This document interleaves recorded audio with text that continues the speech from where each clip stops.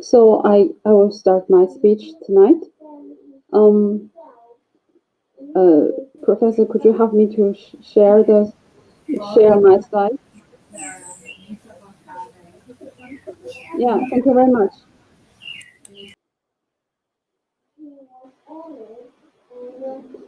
Hello to everybody who is watching this video, and hello to professors here in the meeting room. It's very nice to meet you all and discuss the ecological civilization.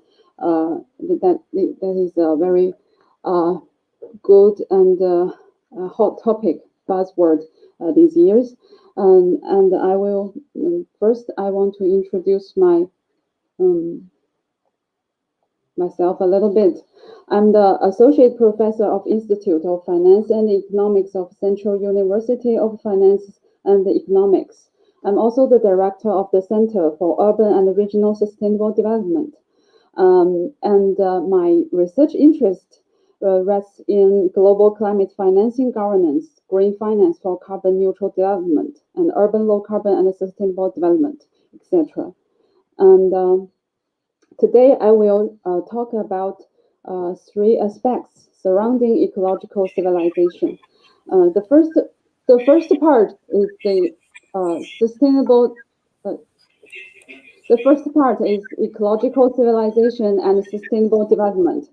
Here I want to discuss a little bit about the concept forming these years surrounding ecological civilization in China. And the second part, I will slightly show the achievement of EC development in China. And the third part, the first and the second part, I just sharing the information based on other research. And the third part, I will share my personal experience as I'm took part in the process of Chinese green finance system development. So I want to show you how in China we create the investment and the stimulus package for ecological civilization in China. So the first part, how people see this concept in China. Actually, when I'm a PhD student, we did a lot of literature research on this field. We gained this word from Europe researchers who encouraged self-sacrifice for the benefit of future generation. And this word was first used in China in 1980s as an academic concept, and widely used in scientific publications since 2000s. This idea had a strong appeal in China as it was consistent with our ancient Chinese Taoist philosophy. And as our economy grew rapidly, it increasingly focused on addressing environmental challenge. And the EC word was proposed as an innovative way to reconcile economic development and environmental protection at the same time. Since 2012, President Xi Jinping has constantly championed its adoption and maturation, describe it as the vital for sustaining the development of the Chinese nation. And the EC was embedded in the country's constitution in 2018, has become the general national development strategy and the cornerstone of our new era development strategy. As we can see, the Sustainable Development Goals are described by the UN as a blueprint to achieving a better and more sustainable future for all. It seeks to reconcile the competing interests of society, economy, and the environment to find the sweet spot of these three fields. But in China, I think it is a little bit different because we most focus on how to balance the development of economics and the environment. In China, ecological civilization, the first layer of this concept is called the harmony between man and nature. And the second one comes the lucid waters and the lush mountains are invaluable assets. And from then on, people trying to seeking ways to how to measure and give the mountains waters values to prove that even the economy little bit undeveloped, but they have a valuable assets because they have very good environmental resources and very good nature situation, and people have to treasure it when they find their way of development. And we have other three layers, like from then on we launched a lot of regulations and laws. We have the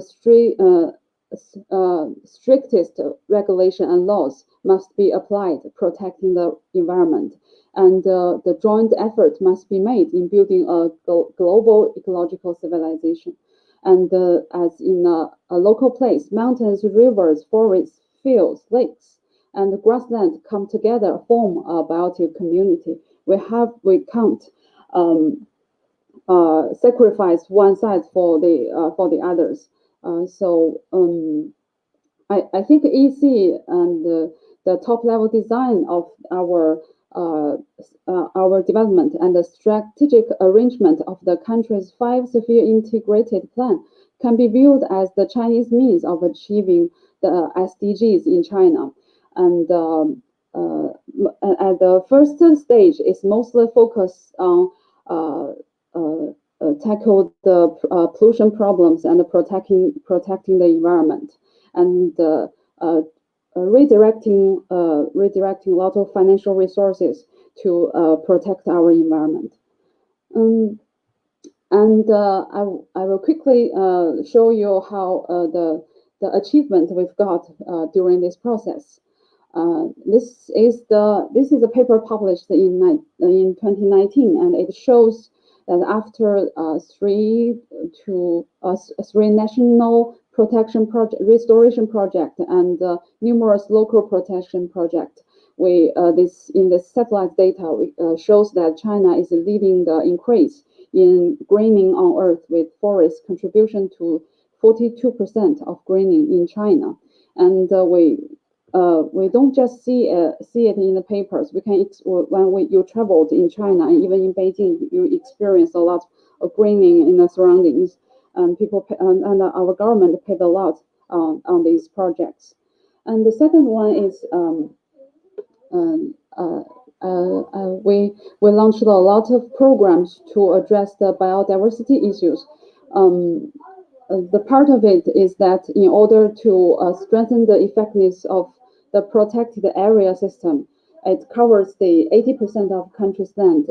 China has initiated reforms to establish a system of protected natural areas with national parks as its mainstays. And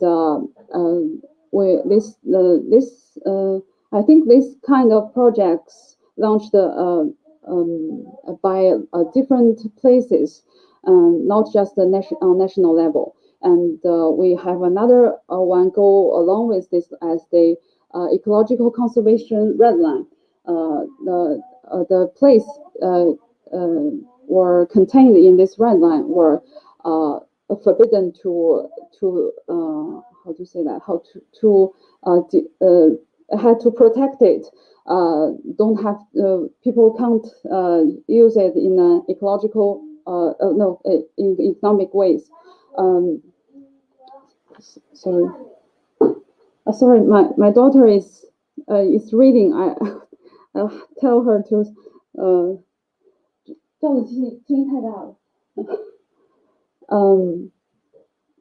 The focal point of EC is a national ecological conservation system launched around China, and it will expand China's protected area system to cover about 25% of China's land. And if this system is completed, it is hoped to protect more than 95% of the Chinese most valuable ecosystems, and as well as protect the animals and plants habitats in it. And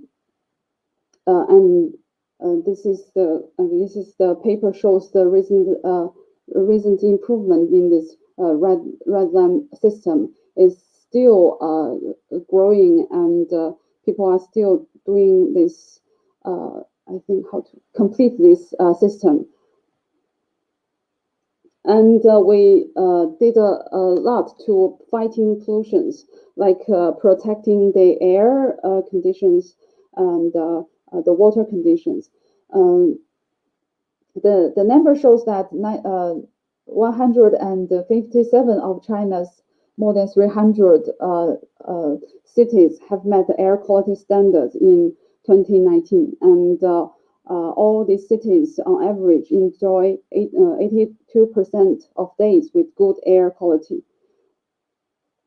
And the next one is we are improving the green development, and this is called the Fuji Desert project. This is the UNEP selected project to show this experience to other countries, and it is a very interesting one because it goes like 20 years, and it gained a big progress after it changed its mechanism, because since 2000 a public-private community partnership has been founded in this project.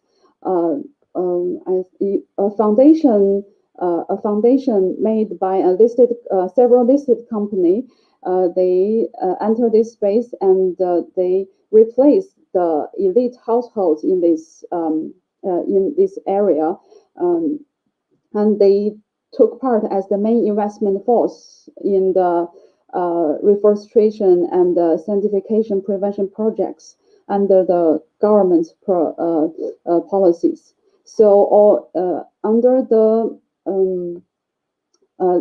by the leading of this foundation and this listed company, the community of over 10,000 farmers and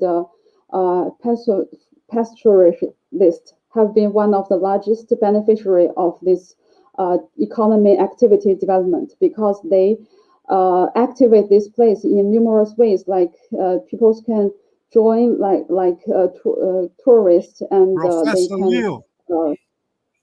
Professor Liu, yeah? Sorry. Hello. Could you speak closer to the micro? Because sorry. I'm listening very, very badly. Okay, sorry. And also, I don't know if you can see your own slides, but we're still on in part 1 on the slides. Oh, sorry. Could you turn to the page at 14? Sorry. 14. Okay. Yeah, then we're a little behind. Maybe if you say next for the next slide, that would help. Okay. Thank you for your help. I will slow down and tell the next. Better. It's much better now, the sound. Yeah, I'm speaking very near to my laptop. 14, page 14.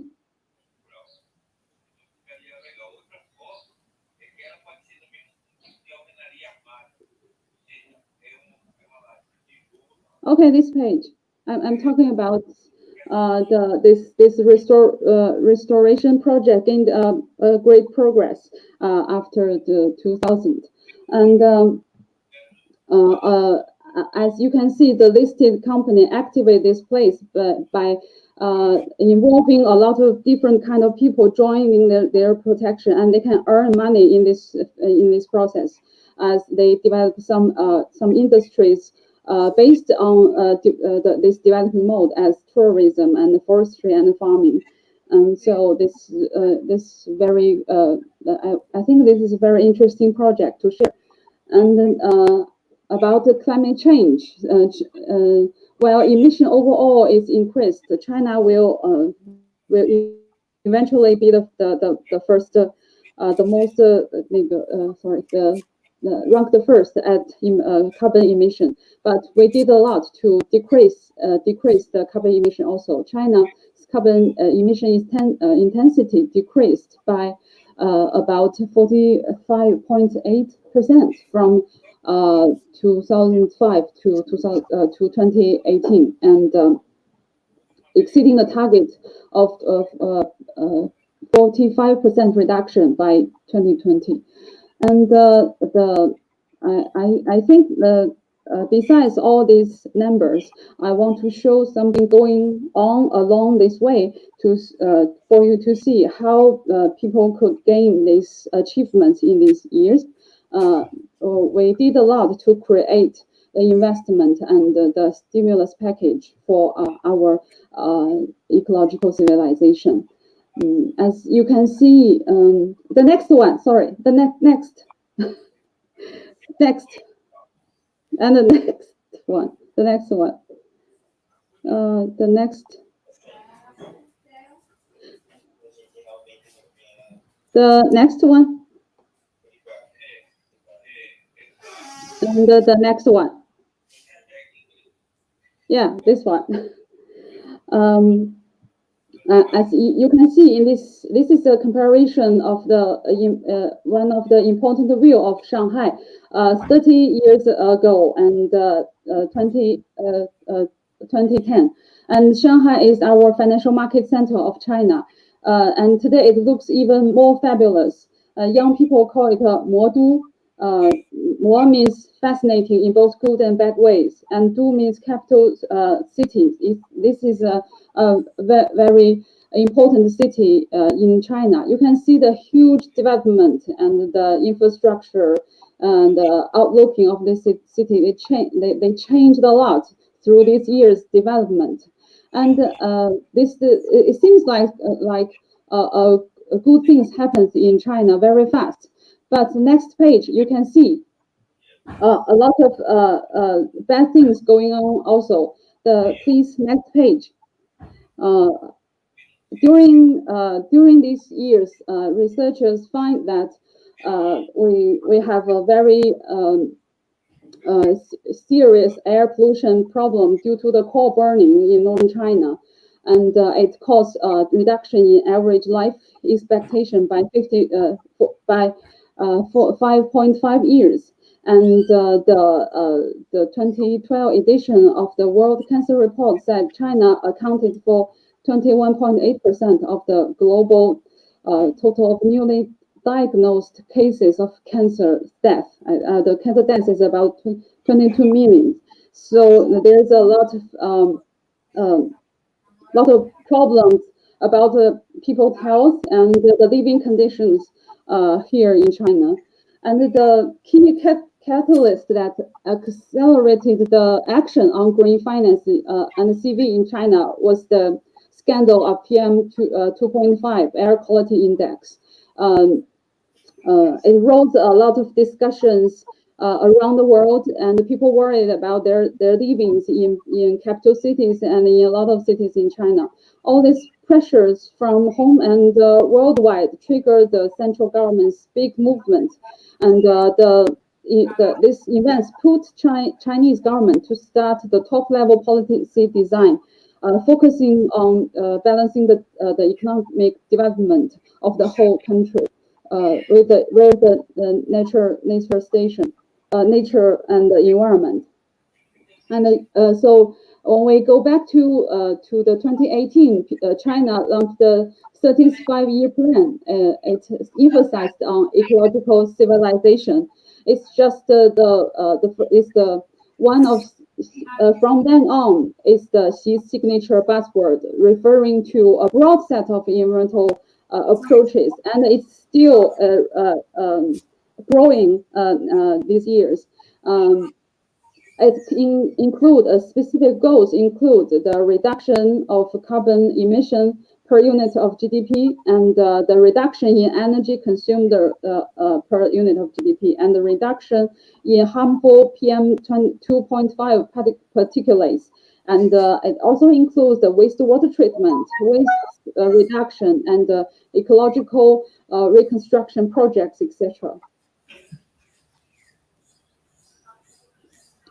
Well, there are also in that time there are also a lot of research projects to measure and to project how many money we need to to deal with this problem, because as we see EPA in the USA, they have the authority to allocate the financial resources to protect the environment. But in China, the Environmental Bureau, they don't have that authority then. So this is it become rising money for environmental protection become the top government level problem, because it can't be tackled by the Environmental Bureau itself. So there were a lot of research going on then. Please go to the page 21. Sorry, I'll show you the numbers. Sorry.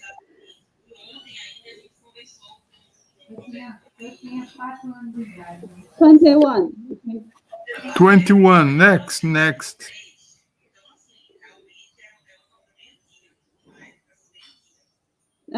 You can see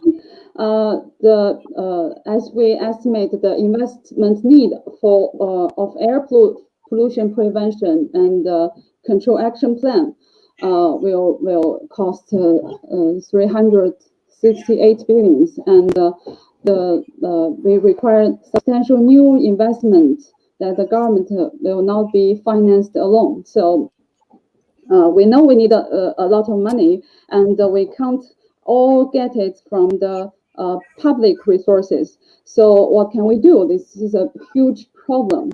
And so you can see there's a big news, I think, draws a lot of attention. In 2016 August, we launched released the guidelines for establishing the green financial system, and this is a document jointly released by 7 very powerful ministries in China.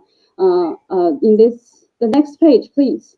You can see in the next page, you can see these state councils who jointly issue this guideline.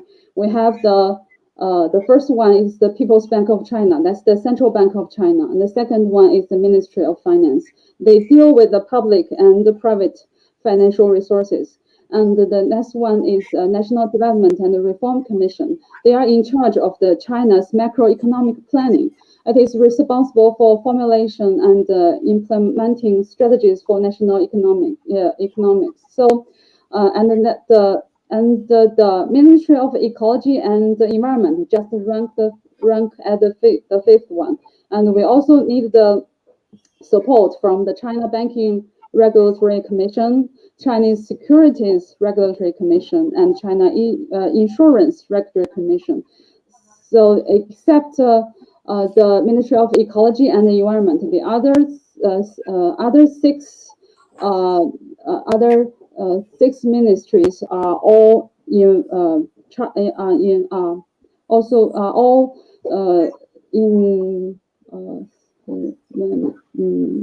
from the financial part of the government.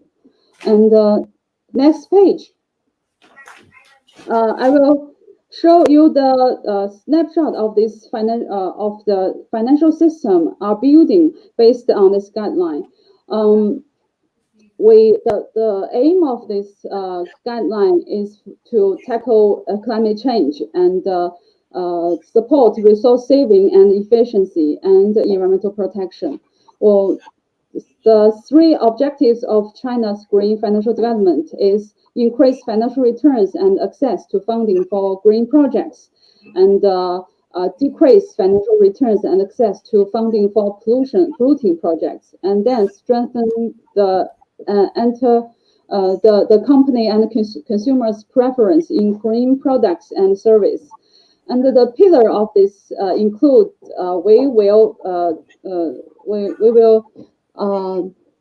release the taxonomies like for the green credit, green bond, and the green industry, and the green projects. And we will strengthen our information disclosure on environment and also ESG. And we will form a lot of policy incentives, and we will create financial products to support this kind of projects. and activities. And there's another one is the international cooperation. Like we will talk about it in the important platforms around the world. So the next page. Next page. Okay. Thank you. And as I already introduced, who jointly launched the guidelines, I will introduce another committee that is very important behind this this guideline. This is called the Green Finance Committee of China's Society for Finance and Banking. The committee was established in 2015, and the corporate members of China's Green Finance Committee are more than 20. They manage 75% China's financial assets. And the chief economist of the PBOC, our central bank, serves as the chairman of the China Green Finance Committee. So this is a very important hub to bring all the knowledge and I think the knowledge, experience, and the implementing power of green finance. They are all under the reconcile of this committee. You can. So during that 5 years ago, a lot of I think today when I preparing for this, I think this is a real world laboratory and workshop for sustainable development of this planet, and it took place in China because during those years, a lot of bankers and financial experts, they came from all around the world, like Bank of England and the experts from Germany or other countries. They will fly to China. We'll form a lot of workshops to see what can we do in this short time to support the what we want to do. And so it's a fascinating experience during that period. So when we look back, we can how we formed these guidelines in such a short time, because in 2014 there's a green finance task force established under the lead of chief economist of PBOC, and this task force was supported by the International Institute of Sustainable Development and the UNEP inquiry to design a sustainable financial system. And after this task force, we came with 14 specific recommendations for building this green financial system. And then gradually, next page, please. And gradually, this next page. Thank you very much. I almost yes, thank you. This is the process of how the task force turned the 14 specific recommendations and then form into guidelines for the China. And this is just a beginning for this process. The next page. Thank you very much.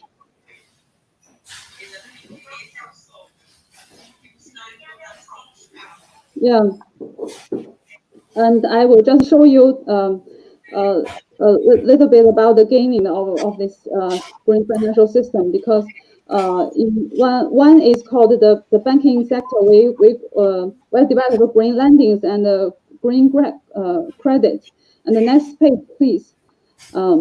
It will lower the cost for lendings for green business, and the CBRC create the statistic system for green credit. So now in China, we can I think maybe we are the first country to report the gross amount of the green credit in China. And by the end of 2020, our 21 major banks has reached nearly 12 trillion of green credit to support the green projects in China. And the next page, please. Next page. Thank you. And we also have green bond that it can raise a lot of money for green agriculture, green transportation, and the supply of ecological products. And by the end of 2020, the cumulative issuance of green bonds in China and abroad had exceed 1.4 trillion. And the experts said that it's still a very small market. It will grow very fast in the future to support like sustainable buildings, carbon neutral buildings, clean energy, and energy efficiency improvements. And the next page. Thank you very much. Next, yeah. And then you can see that as she released our goal for carbon neutrality, a lot of research also released our financial needs for our funding gaps to meet these targets. And this is a very, very big, huge number. And the next page, please.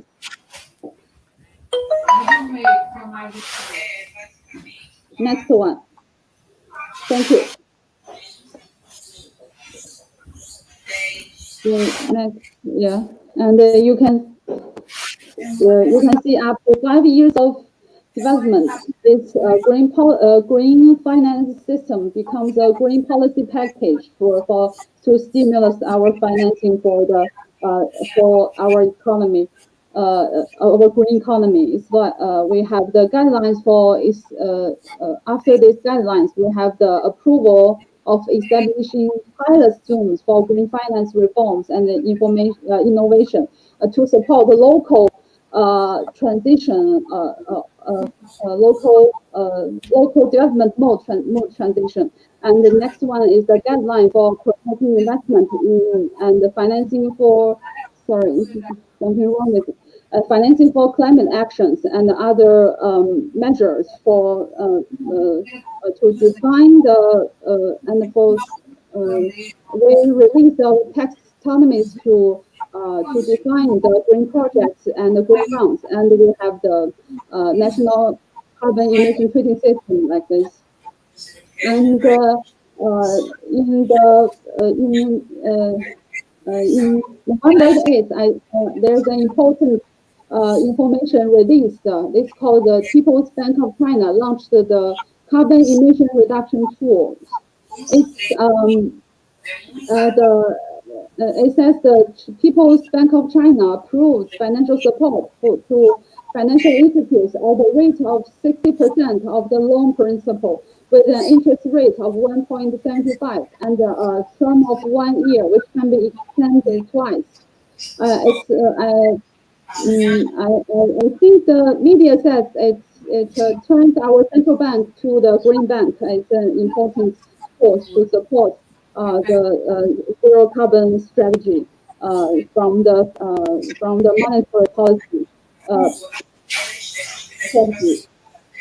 And this is all I want to share today with you all. I think China's green finance development is a new testing field for global green development, and it is easy practice based entirely on the diversified survival and developing need of developing countries. I think given the tight public financial resources of international, national, and local governments around the world, how monetary and financial policies, financial sectors, and financial tools can serve the specific needs of sustainable development under constant exploration. The next page, please. In this process of exploring ecological civilization, we define the role of market and government. I think, and we try to discuss the relationship between find a new way of discuss the relationship between the incentive and the financial tools. And we see the new rules of our state-owned enterprise and the private enterprise, and how local cooperative organizations could help in this process. There are also I think this is a new field that we have which emerging a lot of types of social and economic organizations and topics and research areas. So next page, please. The next page is the outline of my speech. Sorry for, I'm trying to run all this information in 20 minutes, and sorry, I spent a lot of time on that. Thank you very much. That's all for my speech. Thank you. Thank you.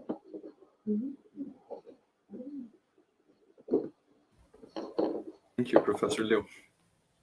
There was a lot of information, very interesting. I'm definitely going to want to comment on that after.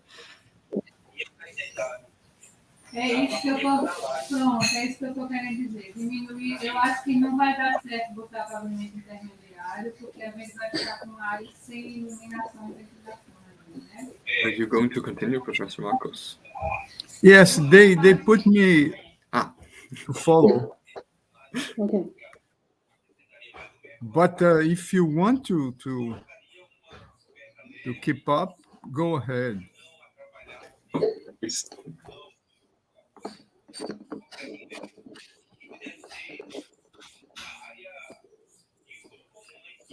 Professor Liu, you can send your PowerPoint to us. There is Yes, mainly a lot of good information for us here, Thank mainly you very much. on the finance of the green project and so on. Yeah. Okay, I will send it. I'll ask for your, or you can send me the mailbox, text the mailbox here. Okay. Yeah, thank you.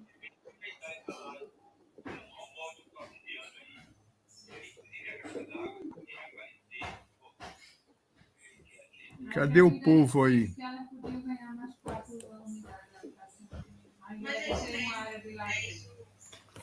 I think the plan was for you to continue with your presentation, Professor. Yes, but they have okay. to put. Okay. Okay. Here we go.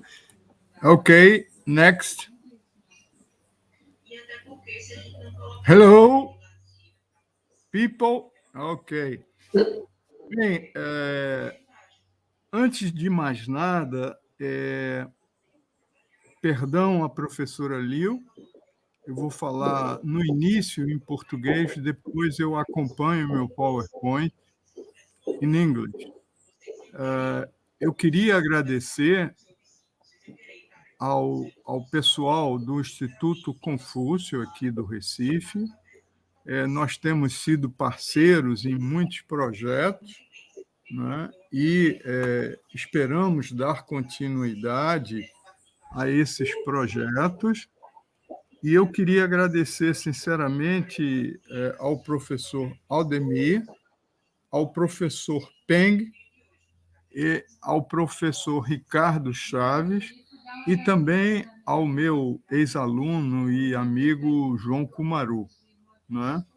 Que me fizeram estar aqui presente, né? Eu queria dizer também que, devido ao tempo, eu retirei muita coisa da minha apresentação. Uma série de aspectos, de premissas que eu considero importantes, algumas filosóficas, como estão na obra de Han Jonas, sobre a responsabilidade ecológica, não é? No sentido que ele diz que a humanidade está vivendo e o próprio homem precisa ser passado em revista. O homem aí, ele está falando da humanidade, passado em revista porque ele está fazendo mal a ele mesmo, achando o contrário, não é? Então, também uma série de autores que eu venho trabalhando, alguns europeus, a professora Isabele Stenger, professor Bruno Latour, o professor Jason Moore. Aqui no Brasil, há um grupo liderado pelo professor Henri Axelrad, da UFRJ, com colegas de diversas universidades no Brasil, que estão fazendo estudos muito sérios sobre os impactos ambientais de natureza jurídica, de natureza diversa aqui no Brasil. So, let's go. It's a pleasure to be here with Professor Liu Chan, and I hope that we'll continue this discussion here or in another occasion. Professor Nicholas Vines, who is a real specialist in environment. And okay, please, next. My presentation is divided in two parts, mainly three parts. The first one is a simple comment on the ascension of China, the rapid economic growth of China, and it's introductory, and the contradictions that China creates for itself, trying to accelerate its development without much care of the nature. And some years after, they start to discover that this could not continue. Otherwise, they will go to severe conditions of development, when development starts to work against development. So the rapid economic growth over the past 3 decades, that's a lot of time, has accelerated the exploitation of natural resources and led to severe environment degradation. Okay. China has been a heavily polluting country with increasing and unsustainable industrial production, trade, and domestic and foreign investment. This is known about all the academics who deals with environment, but so the first part is just to comment on that. The second part, I will talk about the idea of Xi Jinping, which is it's a very good premise, not only for China, but for the world, of the ecological civilization. And I want to stress here that China is very committed in doing changes, but at the same time, China has problems, internal problems, with a huge population, that will maintain his growth and will need to be lodge, will need to be food, and so on. So this is if not a contradiction, this is a question that must to be solved. Please, next. So I begin by air pollution.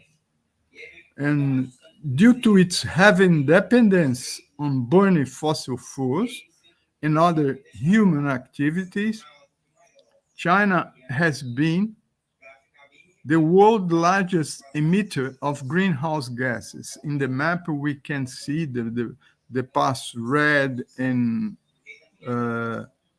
deep red. Where are these areas? China is also the largest emitter of acid rain, sulfur dioxide, and the largest energy consumer. So China is still the largest emitter of CO2 with 30%, followed by the United States with 14.4, the Europeans with 6.8 in air pollution, okay? After we will describe a little bit more. Please, next. So, and now I begin with a quick discussion. I think that we need to put in brackets this ecological civilization, and this ecological civilization could be an urgence from China, but it is already some time ago an urgence of the world. I'm deep concerned of what is that we are in two pathways in terms of the ecological civilization. If we take the wrong way, we are going to an abyss. It's in 50 years, no one can say what the world, in terms of disasters, can be continued. And we still talk about natural disaster. This is not natural disaster. These are human disasters. So, since the 18th National Congress of CPC, already 9 years ago, Xi Jinping has put forward new ideas, new judgments, and new media to build an ecological civilization. I quote, "It is of great significance for our country," and I would include, "and the world, to realize the economic and social development and to protect the environment and promote the sustainable development of the environment." He talked about the beauty of the mountains and so on, a lot of poetry, but I hope that he will arrive there. The economic development, according to Xi Jinping, cannot, this is very important, be sacrificed for the ecological environment. So, and saying this, he's putting a lot of hate in the industry, in the energy, and so on. We should focus, he named a circular economy by taking the consumption mode of ecological civilization as the starting point and the foothold of the work. Okay? And one thing that we have few information in Brazil nowadays is how the American or European form of consume, how this way of life get into China and how the people respond to it, the commons respond to it. Please, another one. So, still the ecological civilization. This is Xi Jinping talk. The environment is the livelihood of the people. We should not harm the ecological environment as the bottom line of development. To build an ecological civilization which is related to the well-being of the people and the future of the nation, China resource and environment, carrying capacity is close to the upper limit. This is important as well.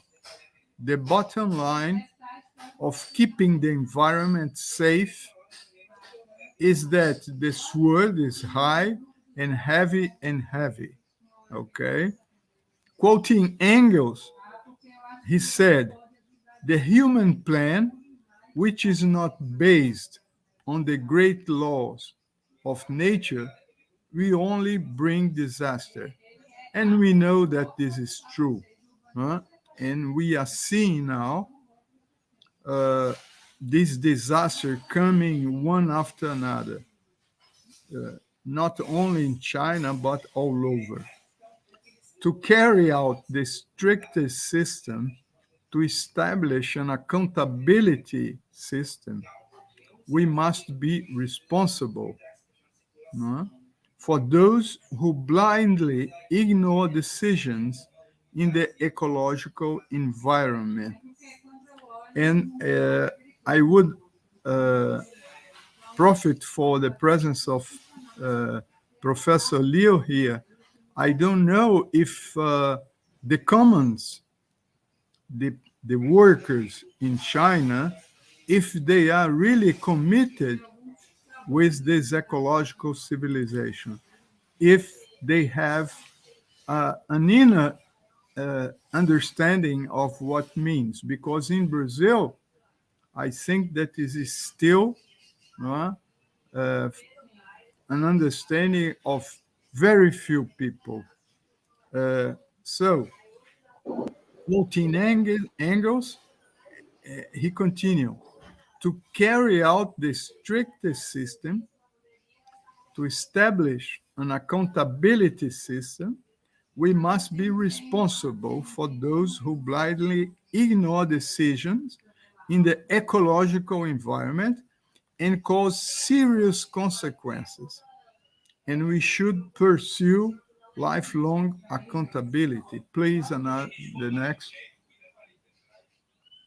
So this is one photo taken in 2018, a forest walkway in Zhuhai Park in Fuzhou, southeast China, Fujian province.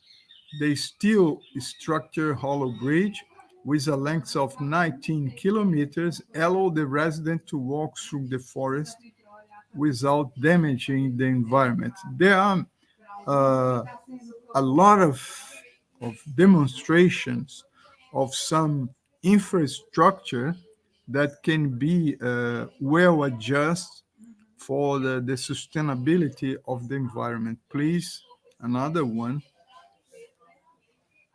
She stressed that the property deal with the relationship between economic development and ecological environment protection.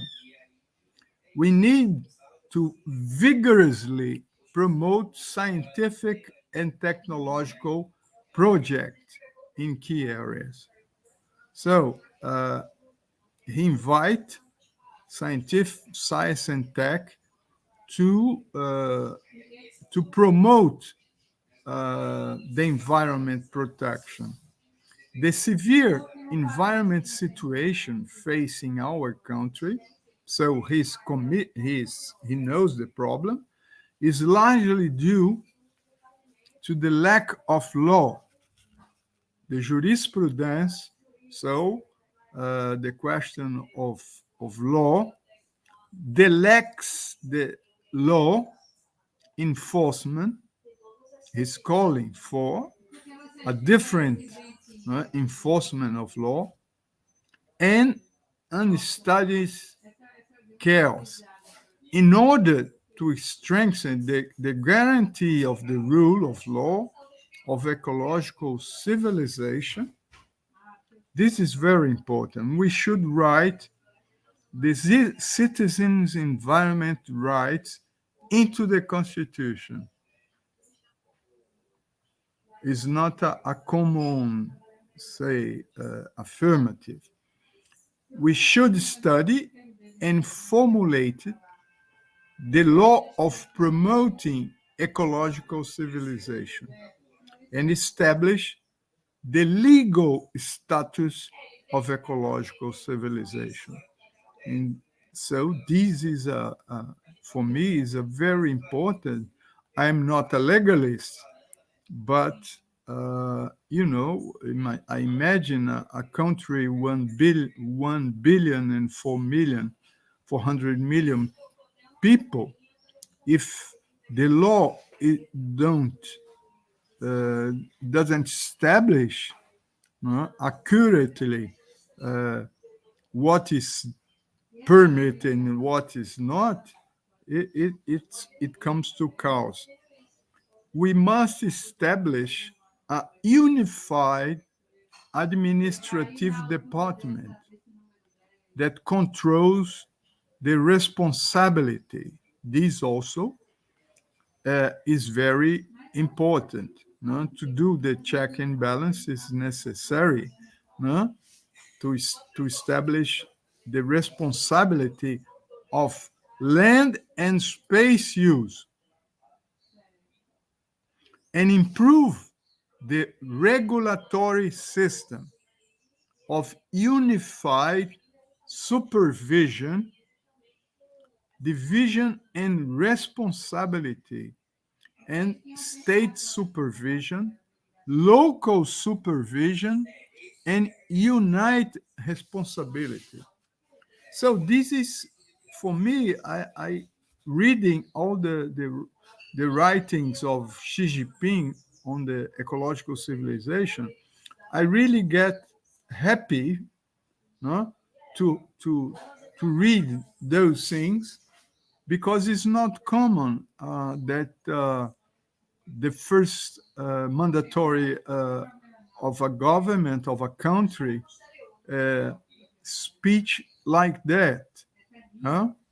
We are accustomed to hear hollow words from these people, and we are in time of the COP26, and for me, the COP26 suffered of those a false enthusiasm, let's say that.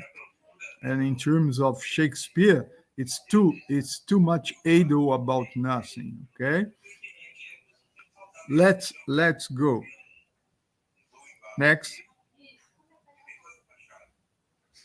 So it's legal and also administrative. This is another photo of projects that are trying to combine the necessities of roads, but keeping the. And I would like to comment very briefly here that in Brazil, if we had a road built like this, the companies, without regulation, will destroy all the forests, all the bushes, all around. So this is, for me, this is a success of introducing highways with high technology and with science and science of environment. Please, another one. Next. So, speaking first, I spoke about Xi Jinping intentions, which are very clever and very promising intention. Now we will see the challenge that Xi Jinping and the party and the Chinese people confront from now on. Okay, let's go. So this began in 2011. The Minister of Environmental Protection, Zhu Zhenjiang, published an article saying, in the thousands of years of civilization of China, the conflicts between humanity and nature have never been as serious as they are today.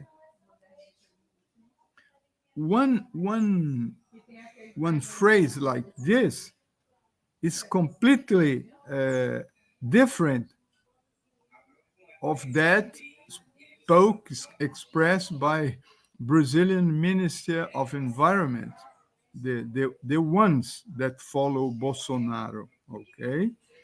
And so they are concerned with the problem.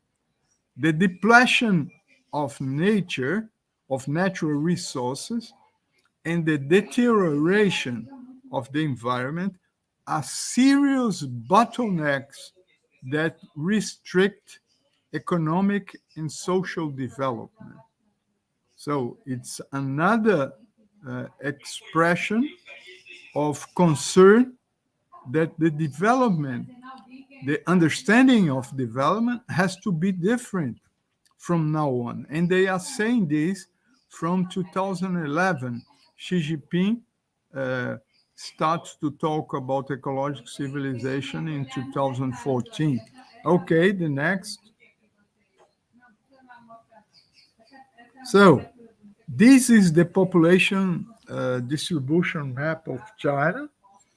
And we can see that that line that the Chinese give a name that I don't will remember now, that in this part of China live 91% of the Chinese. And these areas in red are the areas more populated. And of course, if more populated, with more damage to the nature. So this area of Beijing, Shenzhen, and others close to Beijing, in the big area of Beijing, are very stressed. And another thing is this area of the north of China is very dry. There are less water than in the south here, yeah? And so for that reason, the projects financed by the banks should look much more for the implementation of good projects on the north, and give prevalence to the north. Okay. Next. In 2014, Prime Minister Li Keqiang announced a change in the direction of the country in terms of sustainability, of course. We will declare war on pollution, just as we declare war on poverty. And this also is a question, a big question that have to be solved by China government and the people of China, because they need to improve work for the majority of the population in time of work. And so the Chinese need to create jobs. And to create jobs, we know that anyhow, pollution will come. Okay? And so those ideas, those premises of Xi Jinping can help to look for the generation of jobs in other way. Okay? And I don't know if my colleague Liu Qian, if she had data on how many people are getting engaged in those projects of environment. Okay, this should be very interesting for us to have those. Okay, the country is working to get cleaner air by 2030. I doubt this, but okay. I believe that the Chinese are very committed people. The government is implementing a number of measures, some very important, including reducing coal dependence. This maybe is the worst, no? Because if China, the basis of energy in China is still coal, and to get rid of coal, it comes petrol that has a cost, very high cost. And so what will be the answer for that DeFi? Including reducing coal dependence on industry and replacing it with less polluting energy. I am not a specialist in atomic energy, but I think that atomic energy is not a good solution because the impacts that we are suffering all over the world by as it happens in Japan, no?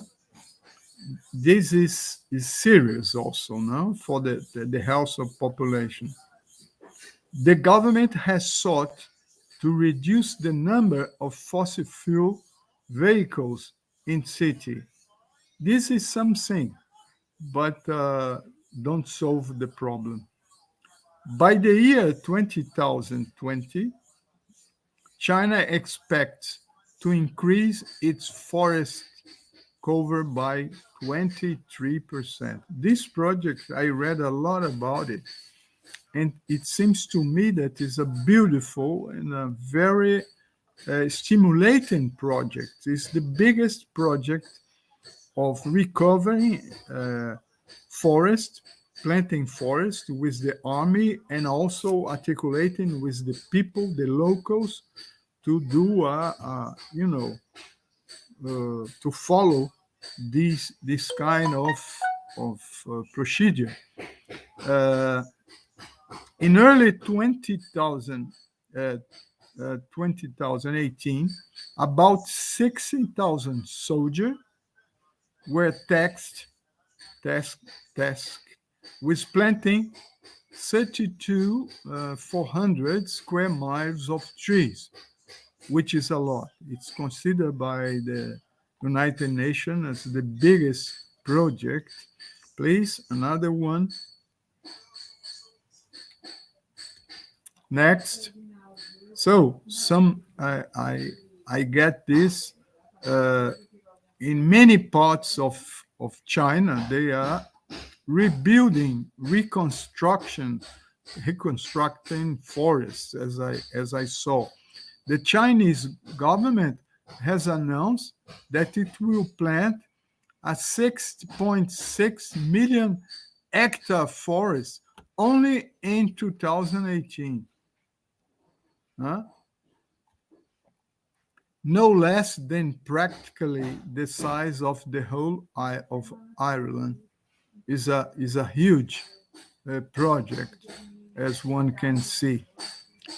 Forests will be planted in Hebei province, northwest of the country, Qinghai of the Tibetan Plateau, and in the Hanshedek Desert, in the northeast of the autonomous region of Mongolia.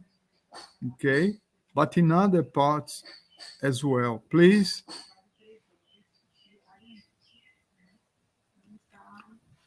A population density map of China, you can see here. here is Shanghai, Beijing, and so on. And the same. I think that I already showed these. Please. And here, another good news. I think that my colleague Liu Chan presented something, talk about something. I collect pollution in the 9 largest cities in China in PM 2.5 between 2013 and 2017. Okay? So Shanghai, Beijing districts, okay? Chongqing, Chengdu, Guangzhou, Tianjin. There are 2 other more in the next page. And this is the population and what are the pollution in the time 2013 and the follow of pollution in 2017. I am looking for more actualized data on this, but I never found until now. It's the difference of pollution, and they calculated this decrease of pollution in PM 2.5 in years of life. And see, Chengdu is very, very expressive. Also Beijing, also Tianjin, but all of them are very expressive in terms of human life. Please, another.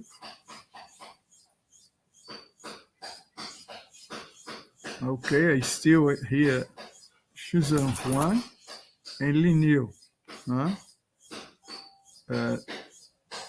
Jian Sun is very, very expressive difference, okay, in years of life they gain with only changing coal to gas in the winter. I forgot to say that. No?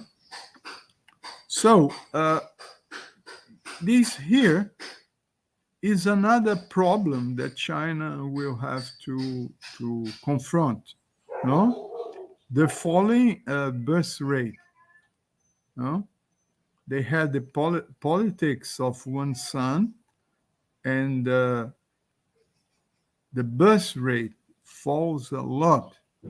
And the women, I don't know, they are accustomed of one children, and now to have 2 children is very difficult. It's very is a deficit for the government and for the families as well. No? See? The government now, as I heard, is trying to permit, to allow 3 children. But it's not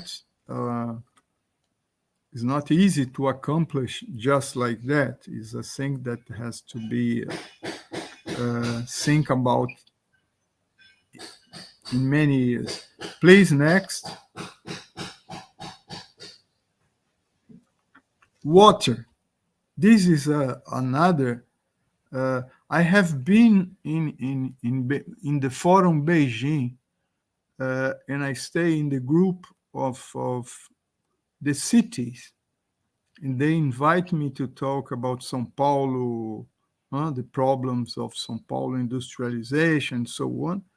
The first one, and the other, trying to compare the urbanization of Brazil and the urbanization of China. And the water is really a big problem for China now. And they have to face this urgently. water scarcity is another serious problem in China, which has 1/5 of the world population, but only 7% of its water resource. I don't know if China, maybe Liu Qian could speak to us after, if China is trying to take water from the sea and to take the salt out of the water, desalinize the water. But when they start to puncture the soil, they had a lot of problem because the phreatic, how to say, o lençol, huh? Groundwater. Groundwater? Yes, make a lot of damage. So water per capita is only 1/4 of the world average. The distribution of water resources is very unequal as well, huh? Yeah. In space and time. This is another problem. For example, there are rainy and dry seasons. There are lush natural water resources in the southern China, but drought and scarce water in the northern China. So these are problems that have to be committed, that have to be solved. No? Okay, another. Subsoil water. This is another big problem. Many cities have turned to groundwater extraction to meet the growing needs, especially those in the northern China, which are large. In 2010, groundwater supplied more than half of the water to Hebei, Beijing, Henan, and Shanxi. Due to the over-extraction of groundwater, soil surface have sunk in some areas, and seawater is flowing inland, and is also a serious problem in some coastal regions. And these, as the civilization in China is built all along the coast, all along the shore, these have to be faced. Another, next. Okay, the water problem is a description of water stress. You can see here in that the north is it's seriously committed with the water stress much than the south. Okay, low to medium, medium to high, high, extremely high. See, which show the problem that China has in terms of water. And without water, it's no one can live. Please, next. So, general table. State Administration of Environment Protection, SEPA, current Ministry of Environment Protection, MEP, reported in 2006 that 5 of the 10 most polluted cities in the world are in China. China has do this because a lot of I would need much more time than I have to explain this, because the urban development is one of the pillars of the ascension of China. China very rapidly grows from, let's say, 5 big cities to 25 big cities, when Brazil, for instance, has only 2 big cities, metropolis with more than 10 million. China has today more than 20.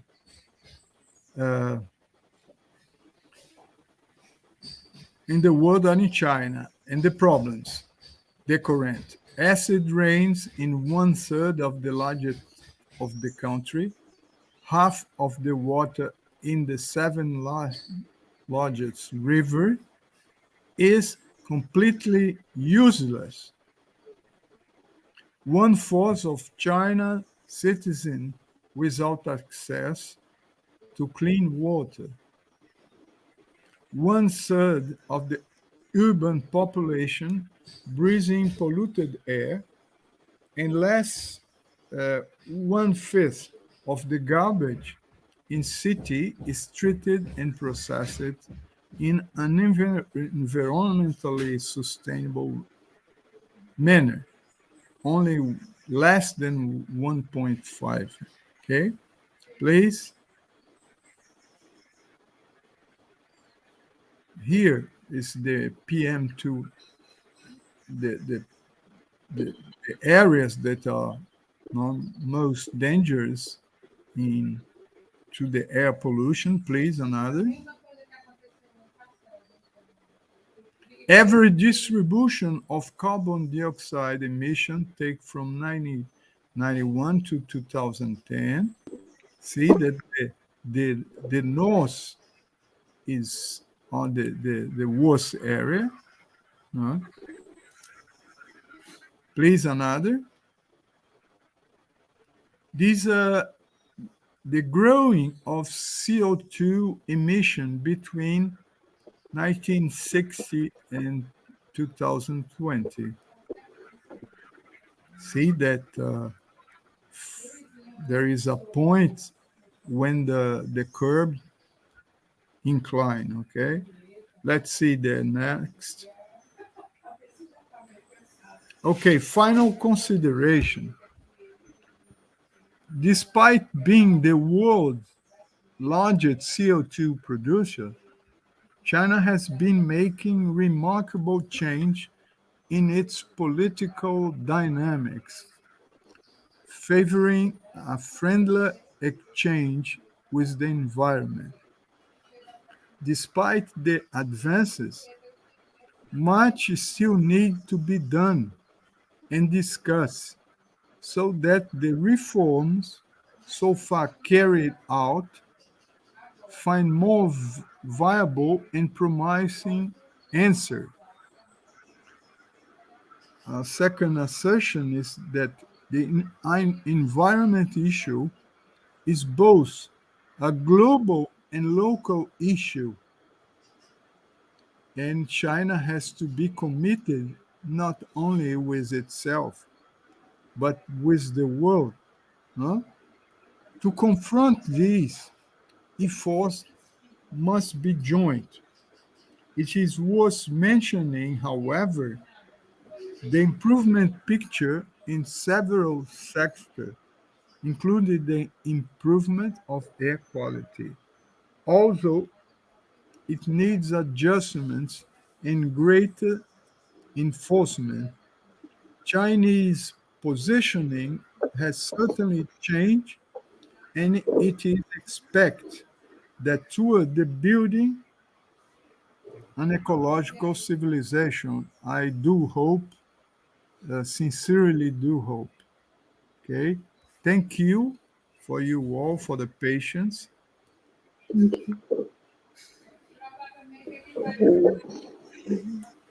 All right. Maybe in regards to with the time, we'll have the next roundtable in 5 minutes already. So I don't think I'll have time to do my 20-minute presentation. Oh, sorry, Nicholas. Sorry. No, but I think that's very fine. I mean, there are a couple of aspects that both of you mentioned that I also repeated on my slides, including the red lines, for example, the ecological red lines of conservation that Professor Liu mentioned that were super interesting, and that I think we're going in the same direction. My comments. So maybe if you could take a look at the slides later on, My whole presentation was taking a much more sociological perspective in terms of how to deal with risk. I'd love to listen to what you want to say. I'm interested in the governance of the story. Okay. The governance mode, Yes. So from your perspective. Yes, maybe just to sum up real quick. I don't think I'll have time to go through the slides. But maybe I shortened this presentation a lot as well, trying to get it down to the main aspects I wanted to talk to you about. And I think there is a very nice overlap with between the problems that Professor Marcus talked about a lot, and the framing, both the discourse, but also the actual institutional reframing. And I mean, Professor Liu, you gave a lot of empirical data and a lot of financial data actually to back this up, to show which direction this is going into. So maybe if I could ask you to go to one of the slides. I'll maybe ask you to go to slide 27. Slide 27. Really to shorten this up a little bit. Hello, yeah. That's fine. Okay, this possibly resumes what I wanted to talk about a little bit. For those of you not familiar with Ulrich Beck's risk society framework, I'll have to say sorry, but basically the idea of modernization, that he explains how risk reshapes our whole concept of dealing economically and socially with problems, and that they, in his last book, The Metamorphosis of the World book, he exposed some ideas that in my reflections that I'm doing in my PhD thesis right now, and in my current stay here in the Netherlands, about how China is kind of metamorphosing from a risk society into something that could become an ecological civilization. So this is Beck's theory in this sense is just an initial framework for developing this, but basically what he focuses on are the positive side effects of bads that happen in the world. So what we're seeing, and what I'm seeing more and more, reading more and more about ecological civilization and ecological compensation mechanisms that are being applied in China, that are being invested in very heavily, is that this might be one of those phenomena. There's a lot of controversy, a lot of discussion about, for example, the Great Green Wall Initiative. That is the main project that I'm linked to here in the Netherlands. A discussion about ecological but also social impacts of great scale reforestation. And I think Professor Marcus mentioned a couple of the more local projects, but actually there is a lot going on. According to data from the Food and Agricultural Organization, China has been contributing to greening trends and to forestry further than anyone else. The same holds true for investment in ecosystem services, which is my area of expertise, which also drew me to China to look a little bit more into what is happening there. And actually, it's kind of difficult to explain and to grasp it. And there has been inside of the ecological community a lot of discussion, debate, questioning. For example, the effects on biodiversity. There's a lot of monoculture reforesting going on.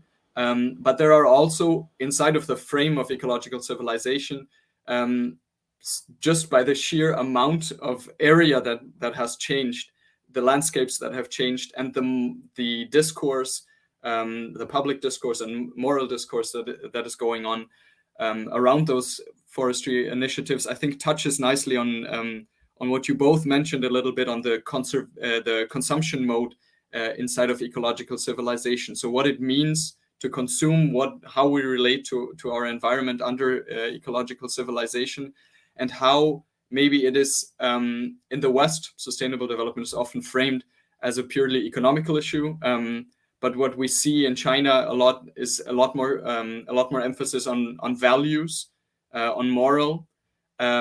Professor Liu, you also mentioned the Taoist foundation, the Taoist roots that still many people follow either in their daily lives or at least have a certain relation with it, which doesn't place humans as separate as we are used to in Western science, at least. So all of this is basically to say that the ecological civilization process or implementation that we're seeing right now, according to the theory, as far as I have worked on it for the past 3 years, doesn't really prescribe or exactly frame that ecological civilization would be a metamorphosis, but it has the potential to become. And what we're seeing in terms of institutional restructuring has shown many positive side effects in terms of tackling climate change, being able to tackle climate change. And I think, well, in the end of your talk, Professor Liu, you mentioned the funding gap, the huge funding gap that exists both within China, but also as one of the results of the online round of the COP15 that took place this year in Kunming, online and in Kunming. I was wondering a little bit to hear more about your ideas of what ecological civilization means in the newly funded Kunming Fund. So which kinds of ideas do you think, this alludes, for example, to ecological red lines, could the Kunming Fund promote and have China as kind of an ambassador of ecological civilization in the world? Ambassador of this, or as a financer of. Yeah. That's a very, very big question for me to answer. Yes. But I saw a lot of things happens parallel. The fund is a thing, and there are even we don't have the fund, we have a lot of projects protecting the biodiversity. There's a lot of things going on, and a lot of research going on to protect the biology or biodiversity in China than before. I think this it's a very good opportunity to have this COP in China, because I don't see that will ever happen before. After this COVID-19, I think people think more about human and nature. And as the environment getting on better and better, people treasure it better than before. People's mind is changing, I think. As you have said, it's transition, a lot of transition going on at the same time. So as for me, I see it as I see the CV as a lens of picking this transition as a one perspective. But yes, I agree with you that there's a lot of things going on, and the founding is not just. I think it's as for me, it's not just about protecting biodiversity. It's about improving the living conditions for the poor people in many places in China. They still have a lot of problems to deal with. So it's not just about protecting the flowers and animals. It's about getting all the living things, the situations better than before. And so it's a package for everything, I think. Yeah. If okay, I have more, yeah. And the founding thing, in China is now that we can't get a lot of information on foundings, because it's a part of private and part of it is public. So if I can get more information on that, I'm very glad to share with all of you. And people in China talk about green finance. Very few of them talking about on the perspective of society and institutional transformation. So they just talk about the financial system and the financial gains and that. So that's a very good point of view, and I think I'm looking forward to your thesis. Okay, I'm currently writing a paper with my supervisor here in the Netherlands about forestry with Chinese characteristics, something that goes in those lines where we try to also touch a little bit on concepts on the word use, for example, of Jian Sun, of the construction of forests as assets. They can be framed as assets, but what this does, I mean, there is a lot of discussion in the West about the Anthropocene and humans having intervened everywhere on the planet, but there is a lot of prejudice against humans planting trees and saying these ecosystems will now be completely artificial. But then the question is, what is artificial? Why all of the forests here in Europe, for example, have been torn down at some point, and they're all reforested, and nowadays they are marketed as pure nature, but of course they have not always been this way. So I think what is happening in China is also a lot of is very poorly understood a lot of the times without looking back in history. Yeah, I agree. We use the word we used to use. It's a habit, but we added a lot of meaning, many layers of meaning on it, because we are doing a lot of things.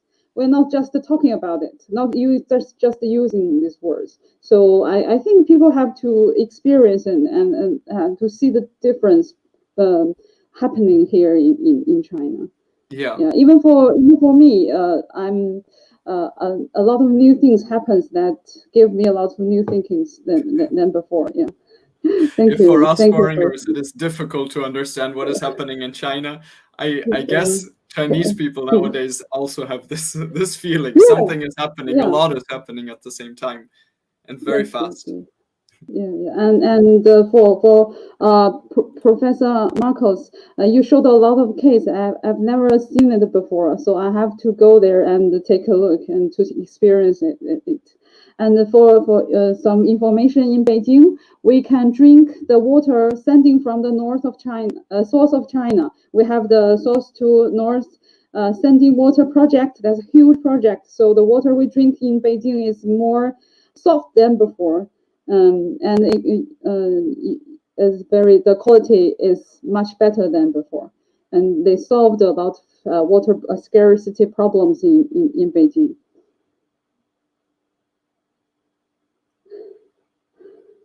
So that's all for our panel. I think so. I think for the next panelists, we'll probably want to enter the StreamYard already. Yeah. I think you're still muted, Professor Ademir. Thank you very much, Professor Jian, Professor Marcos Costa, Professor Nicholas Wang. It's a very interesting topic. We could spend all day discussing about this. But we have a lot of good points for all you three. And as we have another roundtable, unfortunately, we have to finish for now. So the other professors can talk the second topic. But thank you very much for your time and for the interesting discussion here. Thank you very much. Marcos, you're muted. It's just to apologize, Professor Nicholas. I spoke too much. No, that's okay. It was probably a lot more interesting than I could have come up with. No, I don't believe that. Let's continue talk about it next time. Yes. Okay. I'm going to email you my slides, Professor Liu, so we can see if we can cooperate on something there. Okay. Send your email for us, okay? All right. Thank you very much. Thank you. Enjoy the next roundtable. Goodbye. Bye-bye. Bye. Eu acredito que o professor Ricardo, o Henrique e a professora Jian Sun estão por aqui já.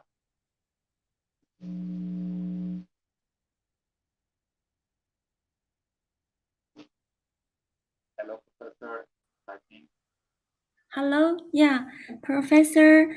How to see your first name? Nascimento. Ademir. My Chinese name is Antenjing, if you want. Okay, I will try to pronounce correctly. Okay. So Welcome. nice to see you. And even digitally, welcome to Brazil.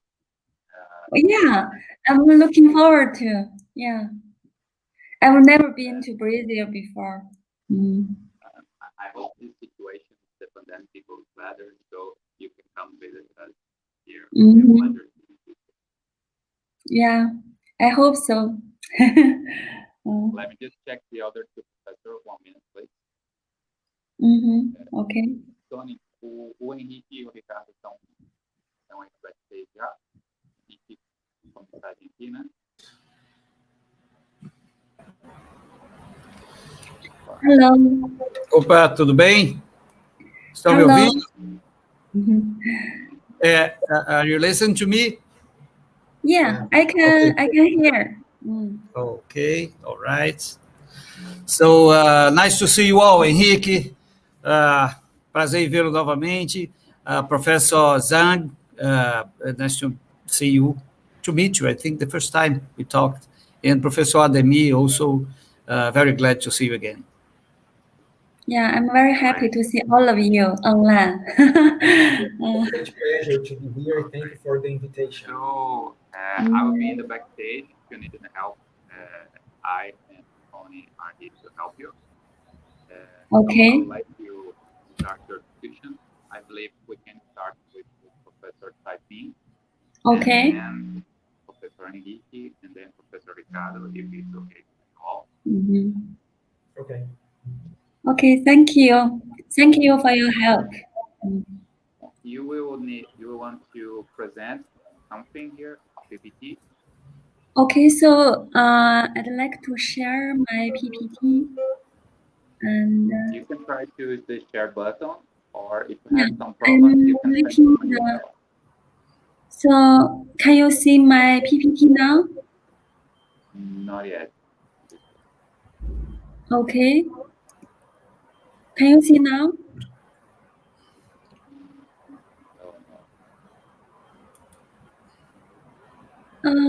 I see there's a share button, so I just click it, and there's a share screen pop out. So I click it, and Need to click allow. Screen sharing was cancelled. Make sure you click share on the not cancelled. What happened here? I click. Write my email in the chat, so you can send me. Okay. Ademir, what's going to be the order of presentation? Is that in the order? Who's first? I think. Okay, so I will email you my PPT. The presentation. I'm sorry? I it's was up to us. Professor typing to start, but okay. You will send the presentation. Maybe you can change the order. Professor Henrique, or you start what you. Okay, Professor Kaipi will send you the presentation. So if Henrique doesn't matter, I can start, and it's the time when you get the. Okay, so okay. I'm trying to share my presentation. Let's try here. Okay. Okay, great. Yeah, you go first. I will email my PPT here. Just a minute. Let me see. Partilhar on system. Can you see my presentation? Yeah. All right. Yes. Yeah, okay. I can see it. Yeah. Let me just. Okay. All right. I'll try to expand the screen. Okay. Okay. So, Ademir, I'm ready to go. Whenever it's 20 minutes, right? 20 minutes? Okay. Okay, good. Professor typing, you already send me your presentation? Yes. Okay, yeah, I'm sending it. Yeah. 1 second, I'm sending it now. Okay, so let's... I will be in the backstage organizing the presentation. Feel free to start. All right. I just sent it. You can check it, whether you get it or not. Okay, all right. So I'm starting I'm Ricardo Lima from Federal University of Pernambuco, and I'm going to speak about food security in the coming decades. And let me, let's see, just who is going to pass those PPTs? I think it's myself. Okay, Ricardo, Tony is controlling the slides. So when you need to go further, just say next, and he will go to the next. Even though if I'm sharing, he will, he can, okay, all right. So next, Tony, next. Okay, good. So my first point is we have a challenge today, which is to ensure food security and environmental sustainability for the world population by 2050. And we believe that we still have the food production model from the Green Revolution, which was built by the times of the end of World War II. And it's basically, the model was based on technological packaging using chemicals, improved seed, mechanization, so on. That's what we have still today. And my point is, this model, this production model, cannot go on to ensure food security for the world population in the next 3 decades. And because if this model goes on, we will need to put down the forests, increase pollution of rivers and sea, and contamination of food and so on. So we need to change the model, right? In the last seminar, that was my point. I spoke about this new model of agricultural production that we need to fulfill food security in the next decades. So let's go to the next.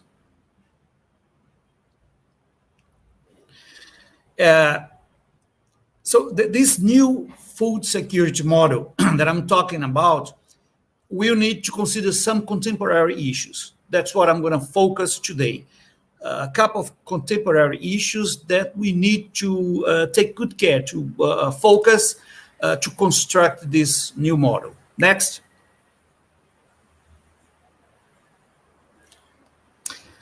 The first thing is the increase in demand. We will have a huge increase in demand for food in the next 3 decades. And this increase in demand will come from, first, population growth. We expected close to 10 billion people up to 2050, which is basically, it's an increasing population maybe in Africa, in some countries in Asia. But anyway, we will have this huge growth in population in the next 30 years. So we have to take this into account. Second thing is income growth, because you know that when income growth among us, the poorest or the middle class, it impacts directly on food consumption. What I mean is, if in Switzerland, income goes up in 1 or 2%, I believe that nothing much is going to happen to food demand, because it's all fulfilled over there. But if you have increase in income in Latin America, Asia, or in Africa, it will go straight to demand for food. And it's on those places that the population is expected to grow. So the population growth and income growth will trigger a huge growth in demand for food. So we should expect that for the next 30 years. Next. Another thing is the environmental pressures. If you take a look, for example, what's happened to Brazil this year, the burnings in Amazon was the biggest, highest in the last 15 years. So there's a big pressure in which is, I think it's right that this pressure is I mean, it should be done on some of those environmental issues that I just pointed, like deforestation, water use stress, overuse of agrochemicals, aquifers and watershed pollution, and carbon emission. We just had the COP, the meeting on Glasgow, the environmental meeting, and all countries talking about and pressuring, especially the biggest food producers like Brazil, to continue increasing production, but taking care of the environment. So what I mean is, this new model will have to produce more food, but taking care of the environment, of all those, especially those items like deforestation, water use, and so on, right? So it's like, when I think of this model, I think like a linear programming with an objective function and the restraints. And so those are the restraints. We have to produce more, but we have to take care of the environment, because, you know, it's easy. If we don't take care of the environment, we won't be able to produce in the future, because we're going to have higher temperature. So those genetical materials that we have today, the seeds, they won't be able to produce in higher temperatures. And the water are going to be polluted. It's not going to be able to be used in agriculture, and so on and so forth. So that's a big issue. We have to take a look in this new model of agriculture production. Next. Another issue that it's being discussed by the international institutions like Food and Agriculture Organization of the United Nations is nutrition-based agriculture. I would say that the Green Revolution was very important because it increased highly the supply of food, and we needed at that time. But maybe the Green Revolution focused on the macronutrients, like, for example, sugar, carbohydrates, and fat. And the result of this is that we have today about 2 billion people in the world living some type of micronutrients deficiency, vitamins and minerals. And this deficiency bring us lots of health problems. So we need to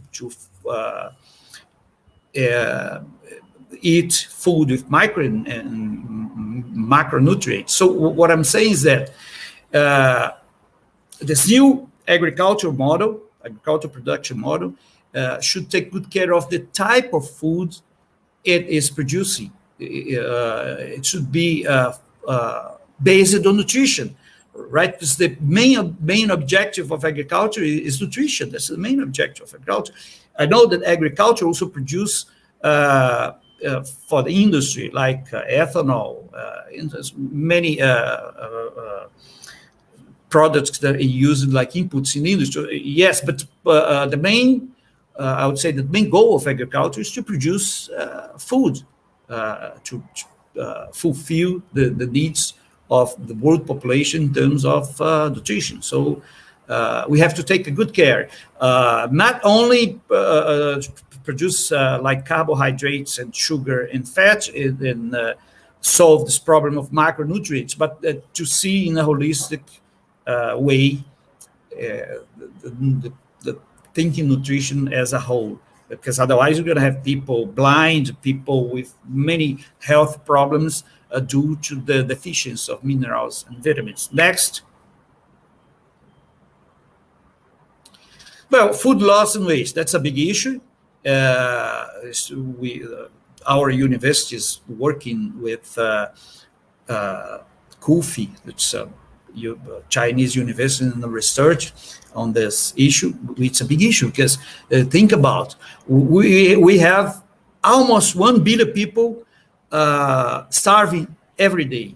The right number is it's around 800 million people starving every day. But we still have 1/3 of all food produced in the world lost or wasted. It's something that we should take a look, because if it's this amount of food is being wasted and lost, is because the supply chain system is not efficient. So we have to think about a more efficient system in terms of producing and delivering food. Otherwise, I mean, you're going to have lots of loss. And you see, when I have 1/3 of all food produced in the world wasted or lost, means that I have all the resources that I use to produce this food also lost or wasted.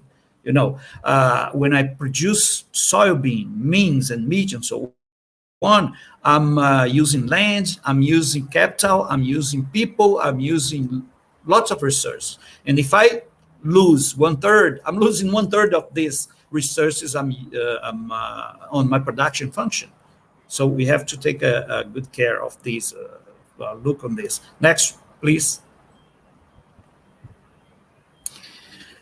Another thing is income inequality, because, you know, the food production model, it has to fulfill all these requirements to produce good food, not to destroy the environment and so on. But the food produced should, has to go to as many people as possible in the world.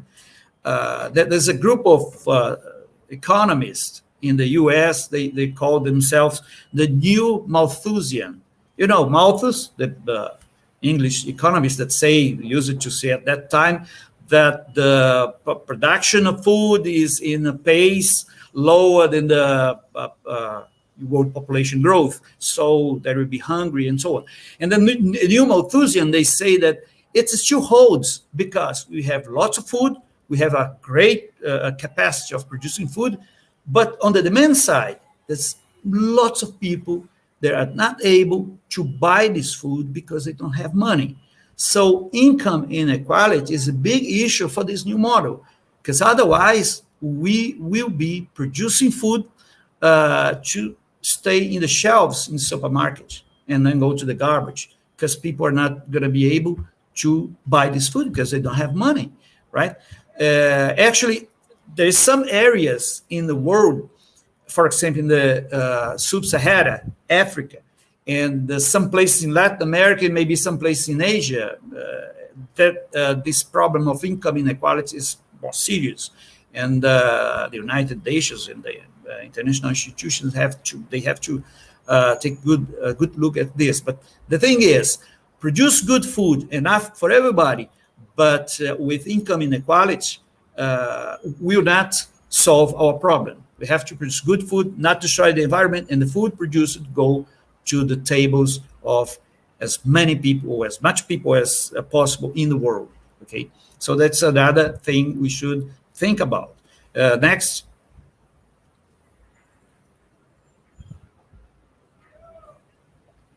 Well, next thing is technology.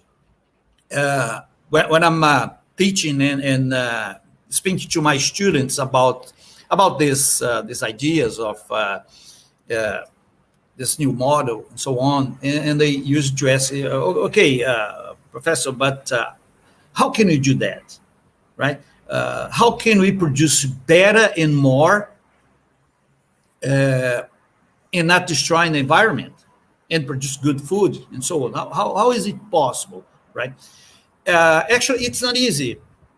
There's lots of constraints to do that, but it's feasible, it's doable, we can do. And technology is is a big issue to think about, right? For example, I listed a couple of things about technology. For example, producing differently using new technologies, the hydroponics, the algae, feedstock, bioplastics, and so on. So that's all of this we have already in the world. What we have to do is to expand this technology. And I used to tell my students that this new model, it's already, it's going on. It exists. The new model exists. The thing is that it's responsible for just maybe less than 1% of the world agriculture production. For example, in the past, we used to say that organic production was something for small farms to produce in the backyard. That's not true anymore. That's many firms, for example, here in Brazil, big, huge firms producing 100% organic. For example, there's a firm in São Paulo called Native. It's the biggest world producer of organic sugar. It's a huge corporation. They make lots of money, and they are 100% organic. There's a firm that I visited in Mato Grosso, here in Brazil. It's 12,000 hectares of cattle to produce meat. They are 100% deforestation free. They don't chop one single tree, and they produce food, a whole bunch of food, meat, especially meat, in the export and so on. So this new model is already going on. It exists already. The thing is, what's the size of this new model? It is really, I would say, less than 1% of the total world production of agriculture. And another thing here is incorporate cross-industrial technology, like drones and Internet of the Things, IoT, data analysis, and so all this technology will give us a big support for this new model that I'm talking about. The model that will produce enough food for everybody, good food, good quality food, and the food that will come to everybody stable. That's the idea. Next. One big thing is credit.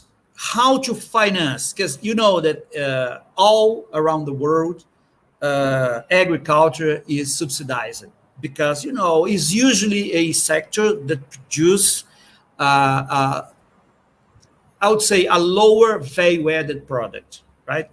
It's different to produce, for example, computer chip or a bag of soybean. I mean, think about, compare those things in terms of added value, right? So agriculture is usually low added value. So the countries, Brazil, Europe, I guess China also somehow help agricultural production through subsidies. And but this new model will need a great support in terms of credit. And I think about three things. First is public money. That's something we have already. That's going on, right? Most countries, they use public money, infrastructure, subsidies, price policy, and so on. Second thing, private money. But private money, the logic of private money is I look for the sector that will give me better returns, right? That's what that's the logic of economics. If I'm an investor and I have 1 million, I'm going to put my money, I'm going to invest my money in a sector that will give me a better return. So to attract private money, the governments and the institutions and so on will have to increase the attractiveness of the agricultural sector, right? But if you take a look at the first point, infrastructure, subsidies, price policy, and so on, if the governments work well in this first point, in the second point, will be really likely to to increase the attractiveness of the agricultural sector, and that will attract investors, right?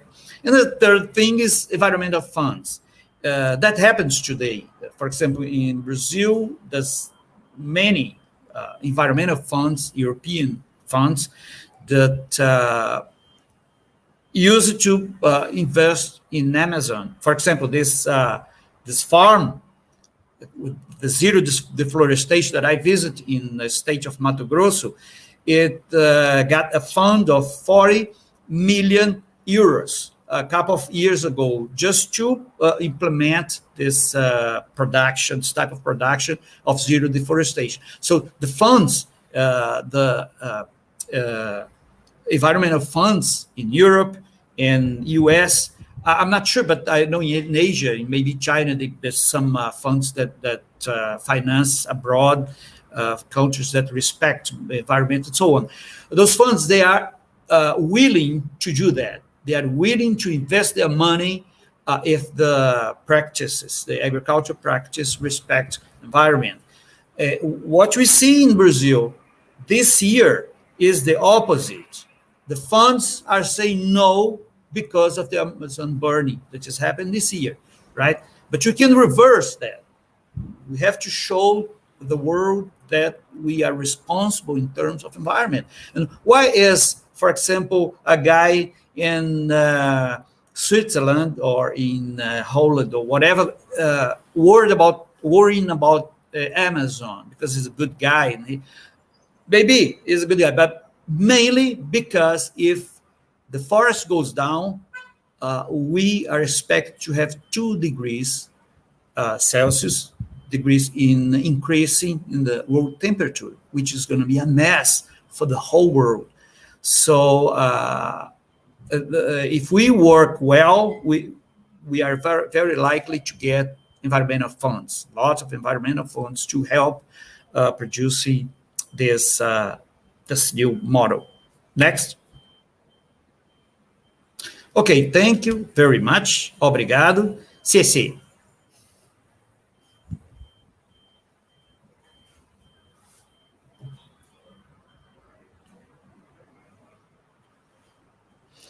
Oh, I can hear Professor. Sorry, I just mute myself. Okay. And thank you, very excellent presentation. Should we discussion later after we all present? Yeah. Okay. Yeah, it's probably better you present and Henrique present, and then we open the discussion. Okay, yeah, great, yeah. And please help me to bring out my presentation, yeah. So our chair, can you hear me? Ademir, coloca a apresentação da professora Caiping. Yeah, I just emailed my presentation to him. Mm-hmm. What's his name? So is it morning time in Brazil now?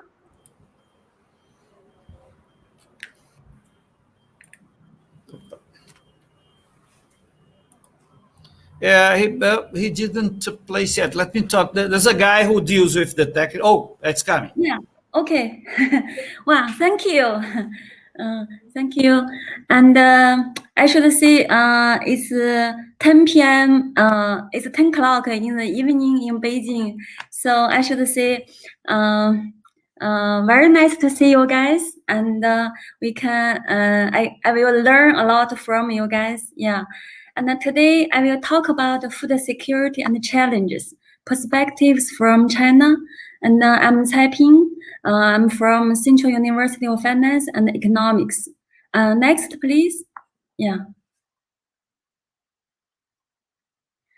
My talk includes 3 parts. First, I will talk about challenges in the world of facing food security. And second part, I will talk about what happened for food security in China in the past 20 years. And then in the last part, I will talk about what what are the achievements China have made, and what are the opportunities and challenges China needs to face in the coming decades, and what Chinese people and the China government should do for our food security.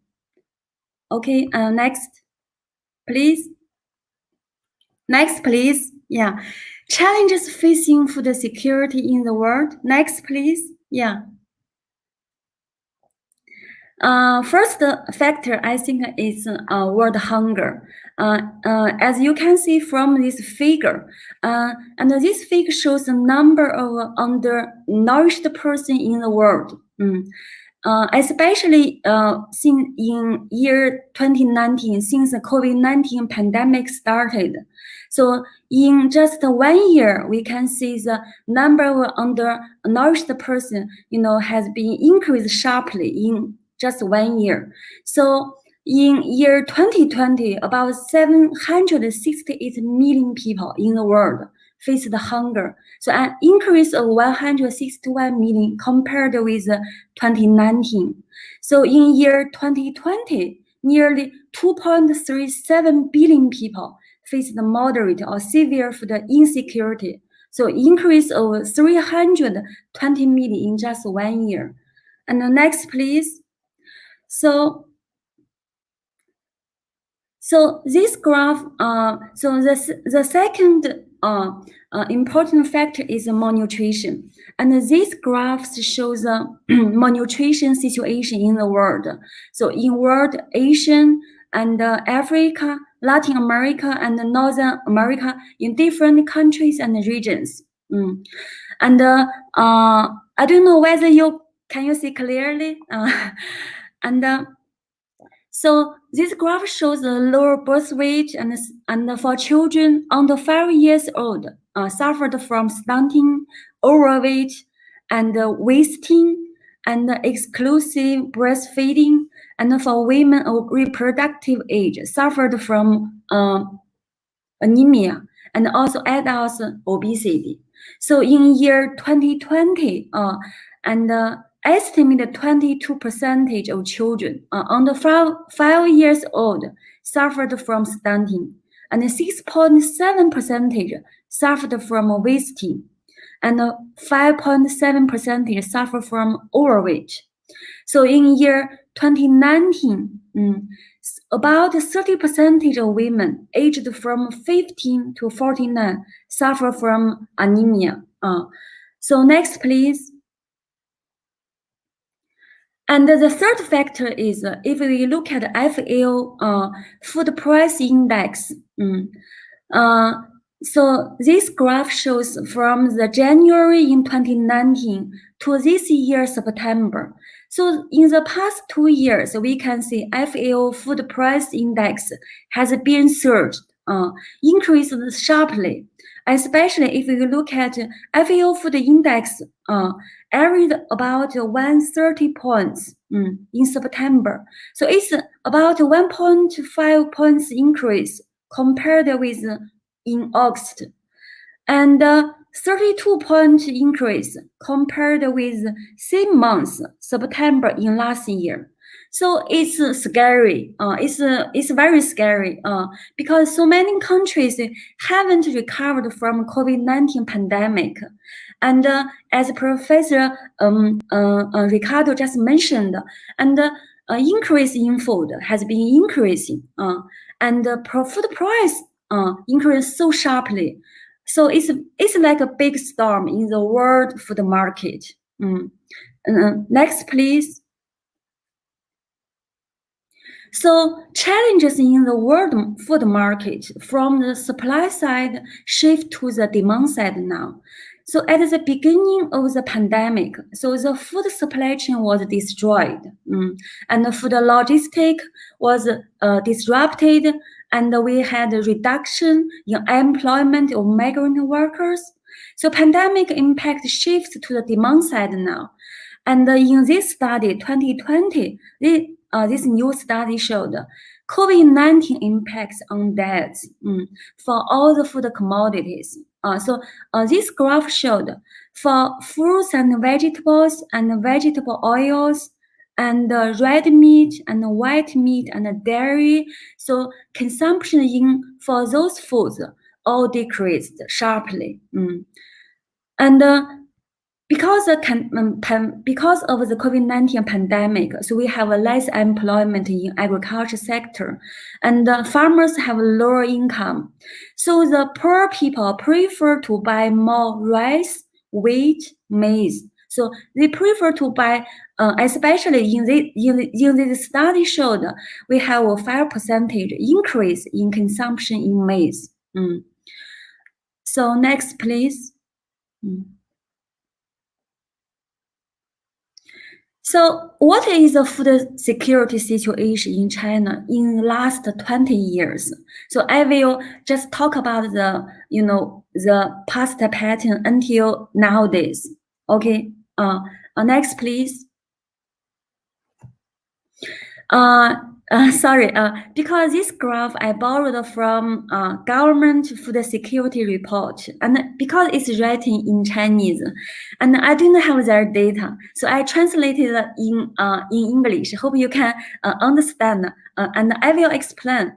And this graph showed the per capita food output measured in kilogram per hectare, and starting from 1996 until 2018. So in past 22 years, we can see overall steady growth in per capita food output in China. So in year 2018, it shows we have 5,500 kilogram per capita food output. So this actually reached a record high. So this was the highest record in the history, and we had a steady growth. It's a good thing in the last 20 years. And next, please. And this graph showed the staple foods, which are rice, wheat, and corn. And those three foods are very critical for Chinese person, for Chinese people. So this graph compared China average rice, wheat, corn per unit yield with the world average production yield. So for example, for rice, we can see in year 2017 data, this data showed so Chinese rice production per unit yield is much higher. It's about 40% higher than the world production yield, and also same pattern for wheat and corn. So compared with the world average, China is being doing good, especially in recent years, in the past 5 years. And next, please. So with per capita food output increasing and per unit yield increasing, so we have total food output measured in 10,000 tons. So this showed in 1996 until 2018. So we see the total food output has seen steady increase over 22 years. So for example, in 2018, we reached 650 million metric tons for the total food output. So next, please. So last three graphs showed what happened in the production side, and then what is the consumption picture in China. And this graph showed compared with what happened in 1996, and we use 2018 data to compare the 22 years average level. So per capita consumption of various foods in 2018, and their increase over 1996. Here we listed out oil, pork, beef, and mutton, and aquatic products and milk. So for example, we can see for the edible oil, so there is quite big increase for the per capita consumption. So for example, per capita consumption in 2018 is 25 kilogram per capita. And 22 years ago was only like 17 kilogram. So same increase in pattern we can find in other foods. Next, please. And also same pattern we can find in vegetables and fruits, especially for fruits and vegetables. Vegetables now in 2018, we can see per capita consumption reaches 500 kilogram per capita in China now. But 20 years ago, we only have 250 kilogram. Next, please. So food security in China, we see per capita food output and per unit yield in China has significantly increased. So total food output has seen a steady increase. And we see China is self-sufficient in grain supply, which means for wheat, rice, and corn. So China can supply 95% of its own need for grain. And China ensures absolute security of stable grains. So in year 2001 to 2018, soybean imports accounted for about 75% for the total importing of the food.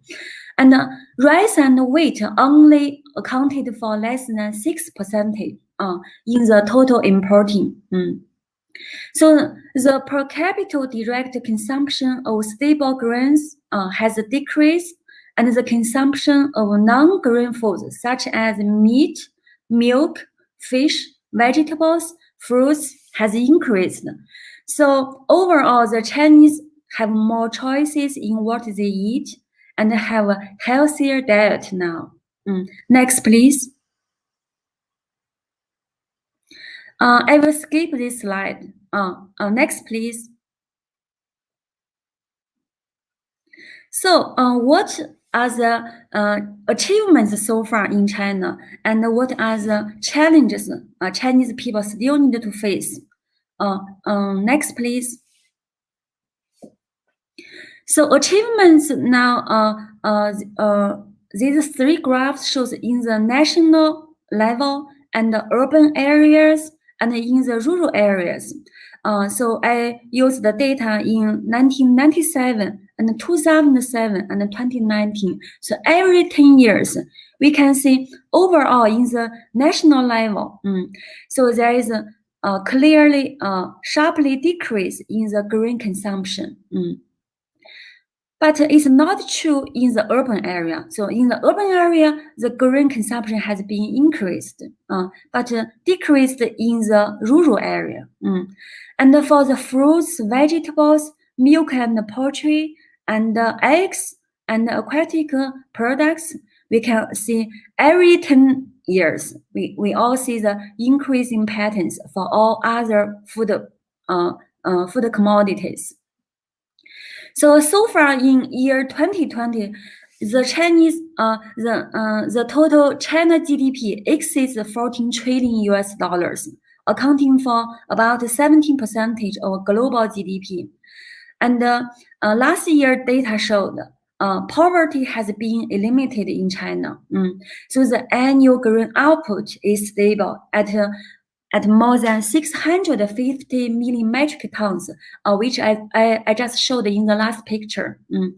And about 100 million migrant workers and other permanent residents, they moved from rural area into cities and towns. And the population has been controlled in China, and the ecological environment has been significantly improved. And the emergency response capacity has been improved. For example, for the response system against the COVID-19, and China has been doing good, has been doing well. And the Chinese people have a diversified diet. And then next, please. But in China, we still are facing many challenges. For example, we have slowed down agriculture productivity growth and dominance of smallholder farms.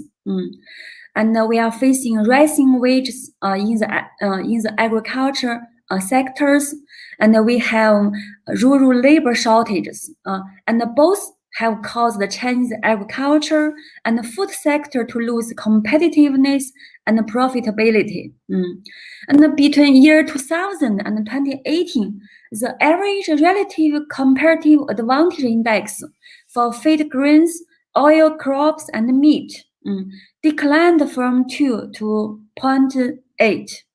And we also are facing challenges from the burdens of malnutrition, which are undernourishment, obesity, and overweight. For our school-age children, in the poor Western province, there are about 20 to 34% children suffered from anemia compared with the national level, and which is only 6%. So this is a huge challenge for the government, so to help the poor Western province children.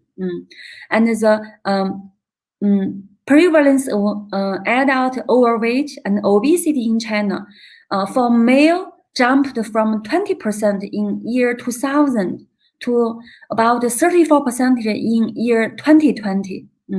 And also same patterns, big jump, big increase also for females. And the next, please.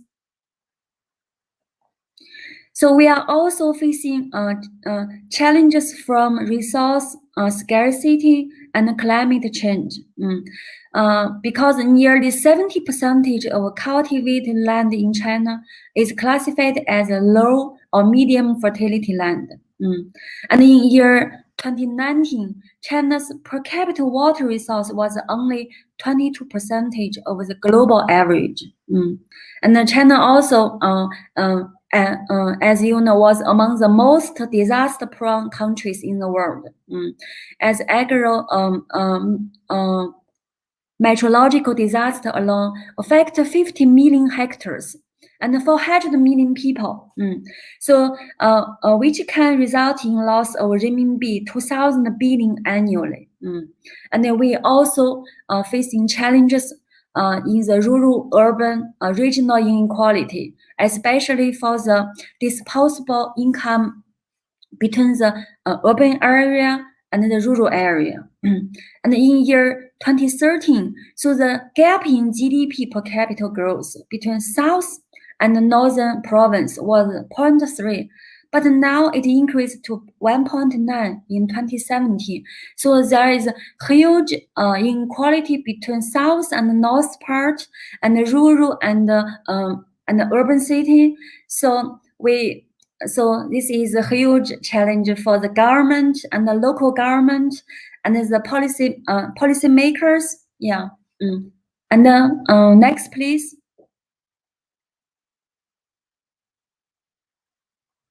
And I will skip this one. Next, please, because I'm running out of time.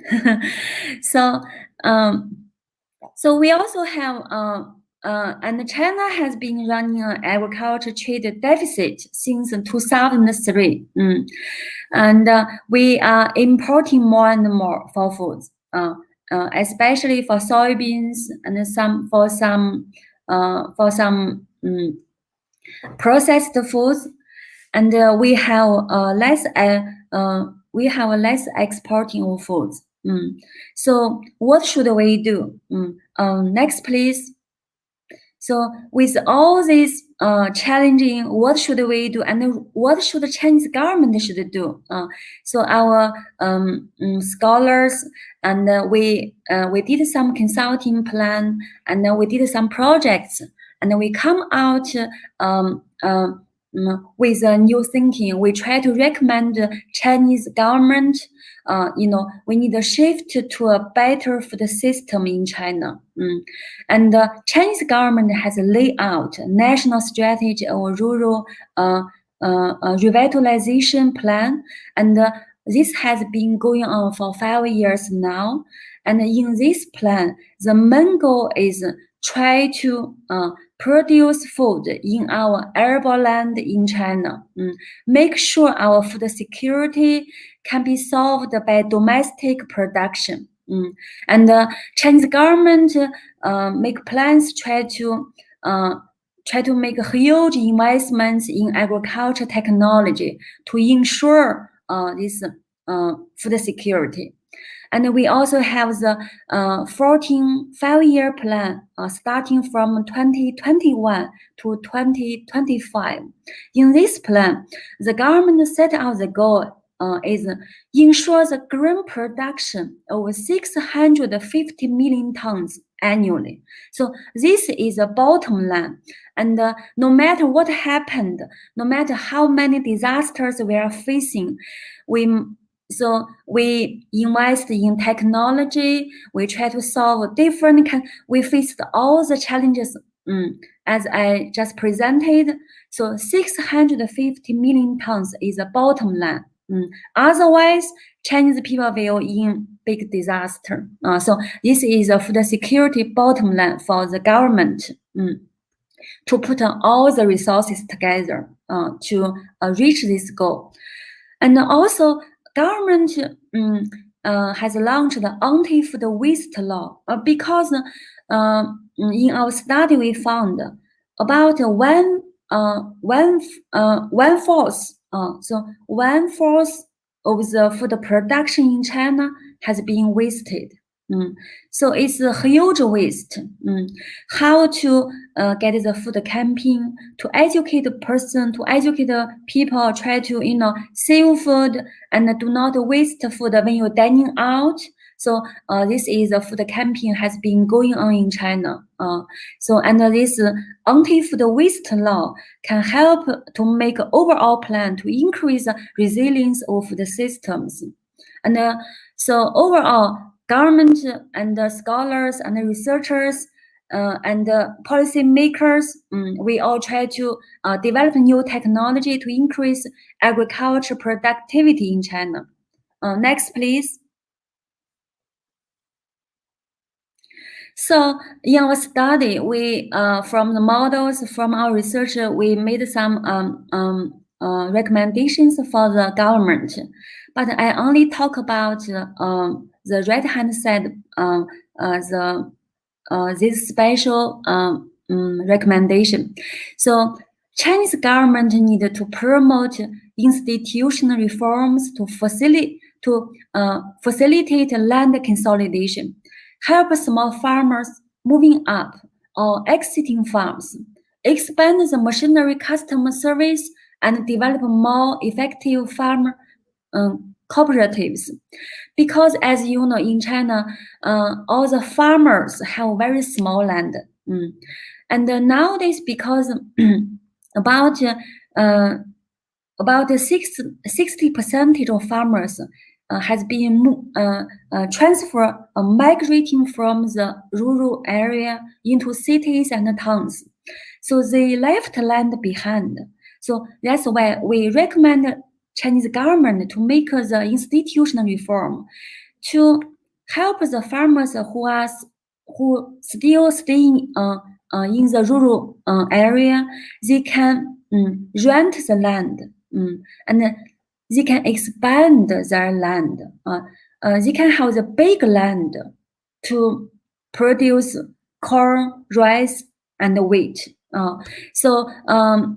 This because in China the land do not belong to farmers. So the property rights belong to the government. That's why we urge the Chinese government to make these institutional reforms to allow small farmers can have more land to do the production.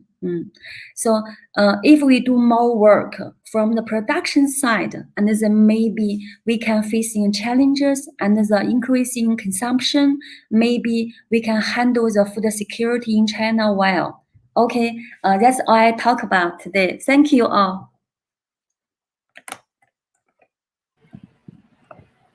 Thank you. Thank you. Thank you, Professor Jian. Jian Jiao Shou, Rang Xini Hang Gao Xin, Wa Hui Shuo Yi Di Er Heng Yu. 哇， So- 你说的特别棒，说的真好。 Okay, thank you. 谢谢. But I'll talk in English because I think my English is better than my Chinese. Okay. Okay. The presentation, please, the guys at the staff, if you can help us, we'll be very glad. I want to talk a little bit about the Brazilian reality of food and nutritional security, specifically over the past few decades here. Nowadays, we have been facing a huge challenge related to this issue, but I think over the past 2 decades, we had, okay, the presentation is now on, we had some improvements that I want to share to understand a little bit more the strategies that we had over these past 2 decades in order to think about how we can work together with the Chinese people in order to promote food security and nutritional security in the world. So my name is Henrique Salles Pinto. I'm a legislative advisor of the Brazilian Federal Senate. But I also am a PhD in social sciences from the University of Brasilia, and I am a political scientist as well. Please, the next one. Okay, so talking about the contextualization of the problem here in Brazil, traditionally our country is one of the most unequal countries worldwide. It's the 7th most unequal country according to the Gini coefficient in 2021. One of the most significant consequences of the Brazilian inequality is related to food and nutritional insecurity of poor and extremely poor people since the origins of the Brazilian state. Next, please.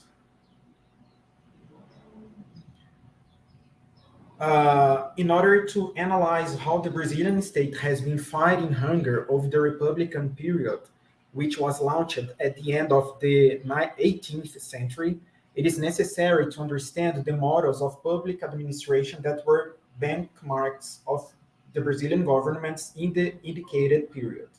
So I want to think about the concept that one of famous professor here in Brazil, whose name is Amado Servo, proposes. He proposes 4 paradigms that are important to understand the management of the Brazilian Republican state since the beginning of the 20th century. So the next one, please. The first paradigm that we had here in Brazil at the beginning of the Republican period was the liberal conservative one. It was launched in 1889 and it went up to 1930. Over this period of time, social problems here in Brazil were understood as police problems. They were not understood as problems that should be faced by public policies, public and strategical policies in order to overcome these hindrances, but they were considered police problems. So we did not have any strategy to deal with these problems over this period of time, over this period of the liberal conservative state here in Brazil. The second one, and it was the most large period of our recent history, is the developmental state. It went from the 1930 up to 1990. Over this period of time, the state was the protagonist in the planning and execution of social development policies, providing the human and financial resources to achieve this goal. Next, please. After the developmental state, we had, at the beginning of the 1990s, the normal state. In this period of time, the state should be reduced and the market, private sector specifically, should promote the material means to overcome hunger and other social challenges. So over this specific period of time, the Brazilian people or the Brazilian state understood that the private sector would be enough to solve and to overcome our social problems, which was a mistake. And the last stage of this process, the last paradigm, which in my opinion is the best one, is the logistic state that began in the middle of the 1990s here in Brazil, and it went up to, we may discuss up to which year, we don't know exactly when it ended. Unfortunately, I think nowadays we have some problems to identify the logistic state here in Brazil, But I think that about 2010, 2012, we had some characteristics of the logistic state here in Brazil. And this logistic state is important because it reconciles the development or the developmental state with the normal state. I mean, in this case, governments have the role of logistical instruments to facilitate the development of the private sector, which is important to allow the public sector to plan and to execute social policies. So the public sector and the private one work together in order to overcome the social problems that we have. The next one, please. So throughout most of the period of the developmental state, which began in 1930 and went up to the middle of the 1980s, the Brazilian government understood that economic growth provided by the state would be enough to provide social development to poor people, which was a mistake. The idea of let the cake grow first and then distribute its pieces later was the basis of social policies over the most part of the military period, specifically from 1964 up to 1985. Despite huge economic growth in the early 1970s, for example, period known as the Brazilian economic miracle, when GDP grew almost 12% per year, the Brazilian social development decreased as the increase of unemployment and the decrease of the minimum wage demonstrate. So we have another slide, please, the next one, that shows the decrease of the real minimum wage from 1964 to 1992. In 1964, at the beginning of the military period here in Brazil, the year that we had a huge development of the developmental state, the minimum wage, the real minimum wage was about 1,000 reais, our Brazilian currency. And at the end of this period, it decreased almost to 200 reais. It was a huge decrease of the real minimum wage here in Brazil over this period of the developmental state. The next one, please. We will have the increase of unemployment or unemployed people in the labor market of São Paulo, which is the biggest city here in Brazil. So we had in 1985, for example, about 8% of the Brazilian people that lived in São Paulo, they were unemployed, and this percentage increased up to 16% in 1993. Next one, please. So the origins of the Brazilian logistic state, I want to put focus on it because I think it's strategic to understand how to overcome poverty and extreme poverty in countries such as Brazil and other countries in South America and Africa, etc.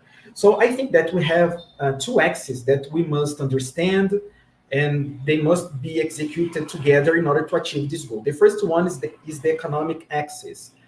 Up to 1994, hyperinflation was one of the most serious consequences of the 1970s unsustainable economic growth of the Brazilian miracle. In the 1980s or the 1980s were known in Brazil as the lost decade, for example. So we had this problem and we had to overcome this hindrance. And the real plan launched in 1994 by President Itamar Franco with the help of the Minister of Economy, or the later President Fernando Henrique Cardoso, was important. This plan, the real plan, to put an end to hyperinflation and to set the economic basis of the Brazilian logistic state, as the increase of the real minimum wage demonstrates over this period. The real plan is based on three pillars. Floating exchange rate, it's important to stress, to highlight. The second basis is fiscal targets, and the third one is inflation targets. Next, please. So we can see over the 1990s, the increase of the real minimum wage from 1994 up to 2003. It was about 250 reais in 1995, and it went up to 400 reais in 2003. Next one, please. And this process continued over the next decade from 2004 to 2014. In 2004, it was around 400 reais, and it went almost to 700 reais in 2014. Next one, please. So, as a consequence of this economic axis, poverty and extreme poverty in Brazil reduced over this whole period, specifically from 2003 up to 2012. So we had the blue line is the line of poverty, and the red one is the line of extreme poverty. And they went down. The poverty line went from 35% to 15%, and the red one, the extreme poverty line, went from 15% to 5%. It was a huge decrease of poverty and extreme poverty here in Brazil. Next one, please. But we have another strategic axis that we must highlight, which is the political one. The economic axis is important, but it's not enough to overcome poverty and extreme poverty. The state must plan and execute political policies that are important in accordance with the economic basis to overcome these hindrances. So in the political axis, the origins of 4 modern cash transfer programs and the single register for social policies over the presidency of President Fernando Henrique Cardoso were important for the creation of Bolsa Família program, the Brazilian most celebrated cash transfer program over the past few decades here in Brazil. So in the beginning of this century, the Brazilian federal government created other social programs such as food purchase program, community cisterns, for example, etc., that were important to expand the benefits of the logistic state to the social development of poor and extreme poor people. Next one, please. So the political axis, talking about specifically Bolsa Família. Bolsa Família was important because it's the most strategical political axis in order to fight hunger in the country, because it is focused on the most vulnerable Brazilian families. It's not just the case to send money to people, but you have to identify the most vulnerable families in order to send money specifically to these families. So in the short term, the importance of cash transfer programs, focused cash transfer programs such as Bolsa Família, they are important because they fight hunger by transferring income directly to these vulnerable people. But in the long term, these cash transfer programs are also important to fight hunger by overcoming the intergenerational cycle of poverty. The next one, and how to do it, how to overcome the intergenerational cycle of poverty in big countries such as Brazil. Fortunately, China has a different reality now, but the rural areas still present some challenges. So how to find these people? Next one, please. We have some strategies. We must consider, in order to overcome the intergenerational cycle of poverty in big countries, the logistic state must present vertical and horizontal management. What does it mean? Please, the next one. The vertical management allows the execution of shared work between national and local managers. The national government cannot find poor and extreme poor families without the cooperation and the help of the local governments. Next one. So the national government sets what is the rule, the importance of the national government in this strategic framework. The national government sets the general rules of the program, manages the single register for social policies, sends the resources to the beneficiaries, and controls the conditionalities of the program. In Brazil, what are the conditionalities of Bolsa Família program? For example, children's school attendance, hospital monitoring of children and pregnant women, etc. The local government, on the other hand, execute the active search for vulnerable families, adapt the program to each region of the country in accordance with the general rules established by the federal government, register the conditionalities of the program, and provide social assistance to specific members of the family, such as women victims of domestic violence, which is a huge problem here in Brazil. The next one, please. This is the vertical management, and let's talk a little bit about the horizontal one. The horizontal management allows the execution of shared work between several public strategies: public education, public health, social assistance, productive inclusion, access to culture, etc. With the horizontal management, poor families have better opportunities to participate of the labor market, for example, which is important to allow them to have financial independence in the long term.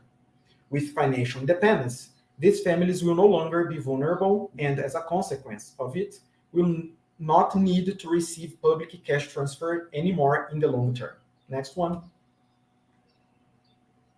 I think this is the main idea of cash transfer programs such as Bolsa Família, which is important here in Brazil. We have to consider these two axes, the economic and the political axis. They must work together, and the partnership between the public sector and the private sector is strategic to launch and to improve the logistic state.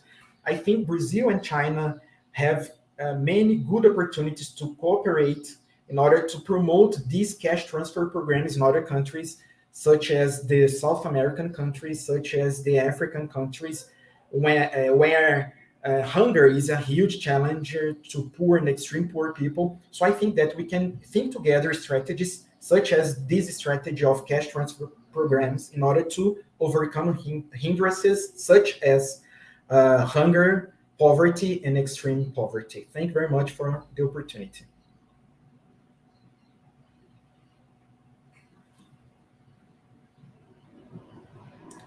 So I want to give floor to Professor Jian and Professor Ricardo.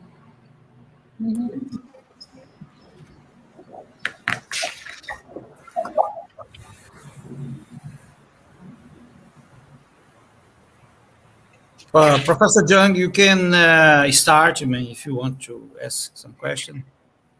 Yeah, actually, yeah, I just write down some notes, and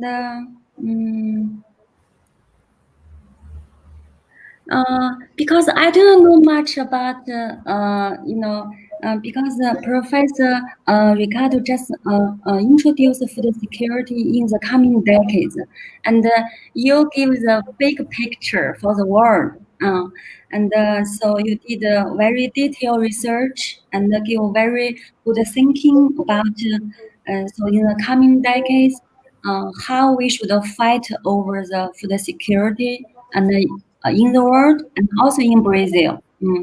So as you mentioned in your presentation, so you mentioned there's a project from farm to fork. Because in China we also have this program. So I don't know much. I don't know very detailed information about what happened in food security in Brazil. I just want to ask for your information to tell us more about what's the From Farm to Fork program, and how people get benefits from this program for their food security, especially for the poor people in Brazil. Henrique, do you want to say something? Yes, go ahead. You have to turn on your microphone, okay? Okay, thank you, Professor Ricardo. I think that here in Brazil, the main strategy that we have in order to identify these poor and extreme poor people, which unfortunately is not is not focused over the past few years, especially over this federal government that we have now here in Brazil, is the single register for poor people. for social policies, which we call Cadastro Único, CAD Único. This single register is strategic to enroll the characteristics of poor and extreme poor people. It was created at the end of the 1990s, at the beginning of the next decade. And since then, poverty that was not known for in the eyes of public managers, they started, or the profile of poverty started to be known, started to be recognized. And it's easier to fight problems such as hunger, such as poverty, such as extreme poverty, if we have a strategy that puts light on the problem and that register the whole characteristics of the problem.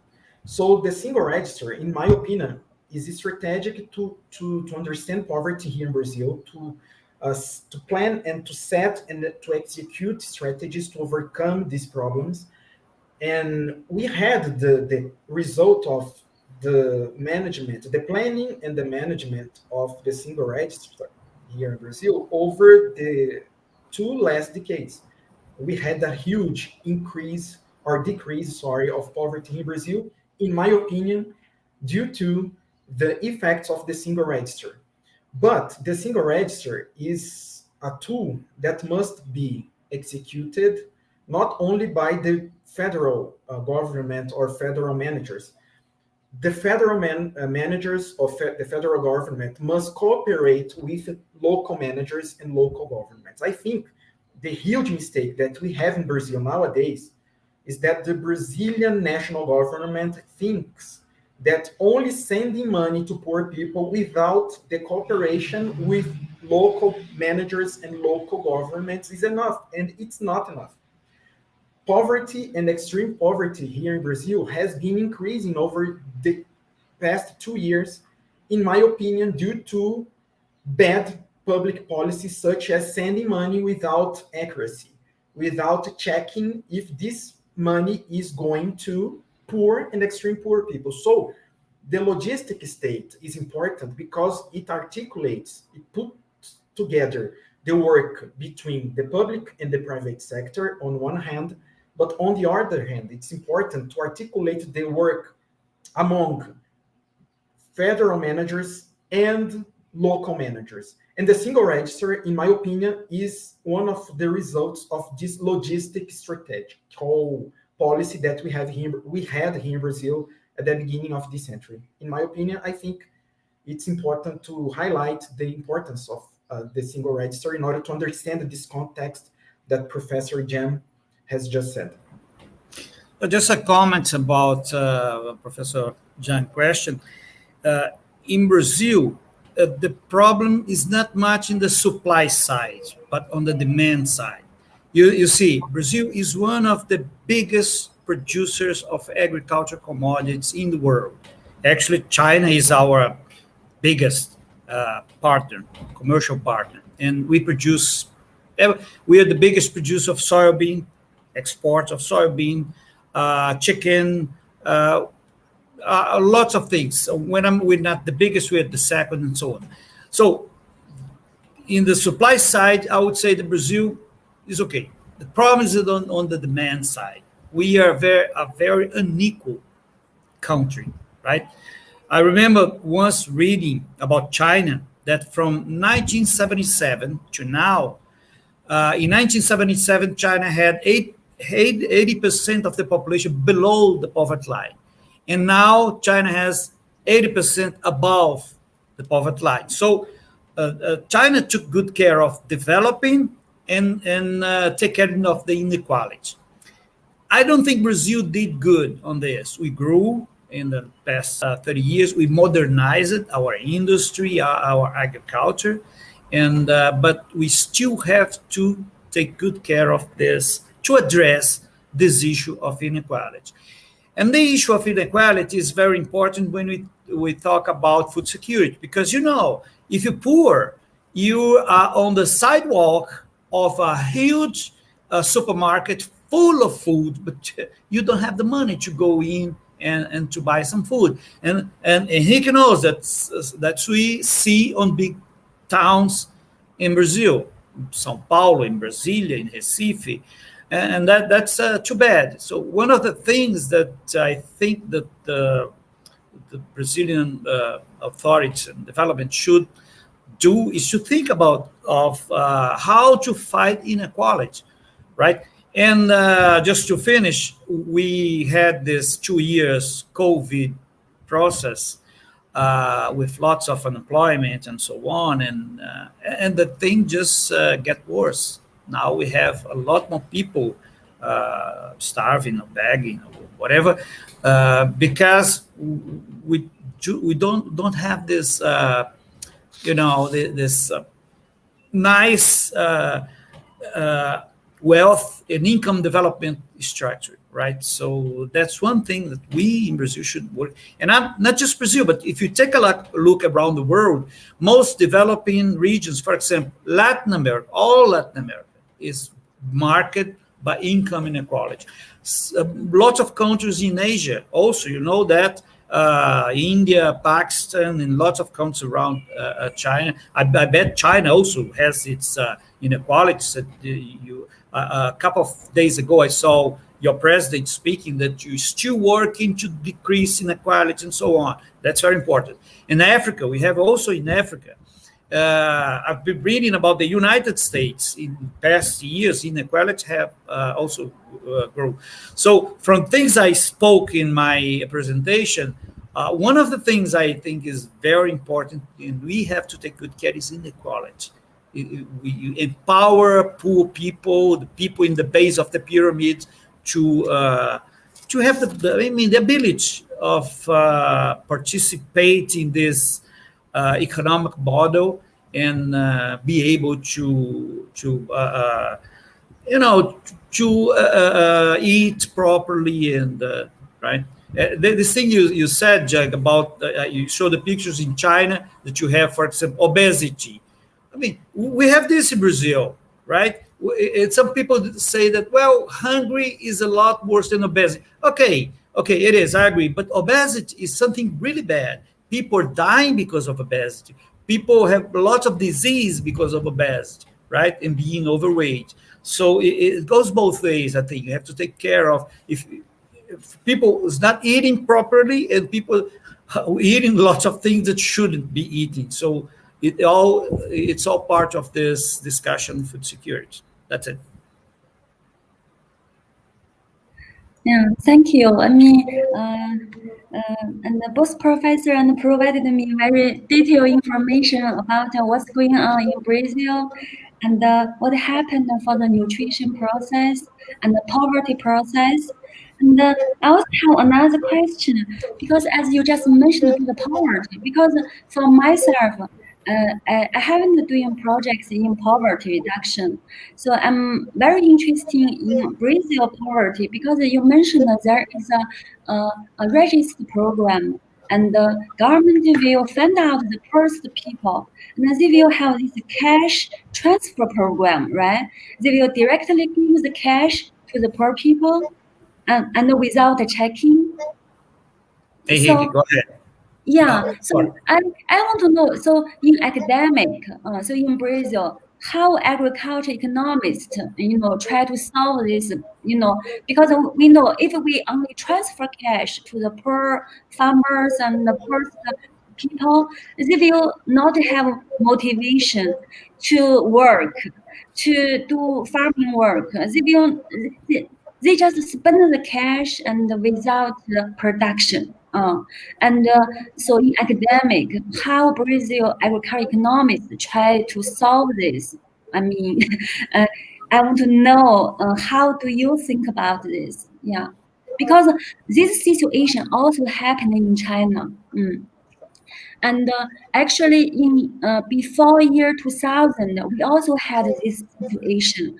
We had the cash transfer program to the farmers, and like after 5 years later, we found out if we transfer the cash to the farmer, to the poorest farmer, and they will get a poorest, because they will be maybe some lazy farmer, and they will waiting for the cash. They will waiting for the government and the local government so give them money, and they will do no more farming work.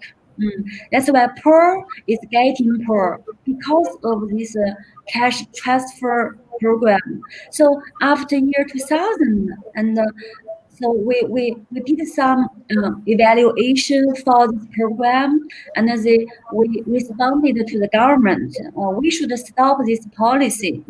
It's not effective. It's not effective to improve farmers' income. Because the government strategy is we try to reduce the poverty, but the first thing is we need to increase farmers' income. But if you give the money, but this program is not effective. So I think after year 2000, and in China, we changed this program. And instead, we provide more technology. We provide some loans with conditions. If the farmers promise to, they can be employed in some agriculture production factory in the villages, then they can get loans. They can get loans to, to buy some tractors and to buy some cows, to buy some seeds, and then so the loans will be, given some conditions and not as before. So that's why I was wondering. So how how agriculture economists think to change for this cash transfer program, how to evaluate its impact in the long run. Okay. Professor Ricardo wants to say something? No, just a little comment. You're right, John. We have all over the world, when you do money transfer program, you have a dilemma, right? On one side, people need that money. For example, some people that receive the government money in Brazil, that's all they have. If they don't get that money, they're going to starve. So that's one side.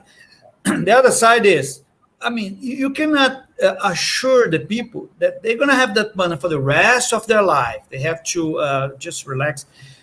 So you have this dilemma, the two sides. So I believe Henrique spoke about Fernando Henrique government. It's 20 years ago, a little more, and was a structure that I give you the money, but your son have to go to school. You have to look for a job, and so on and so forth. So if the money transfer program it's on a program, a bigger program, this person is going to be trained to get a job, the kids go to school, and so on.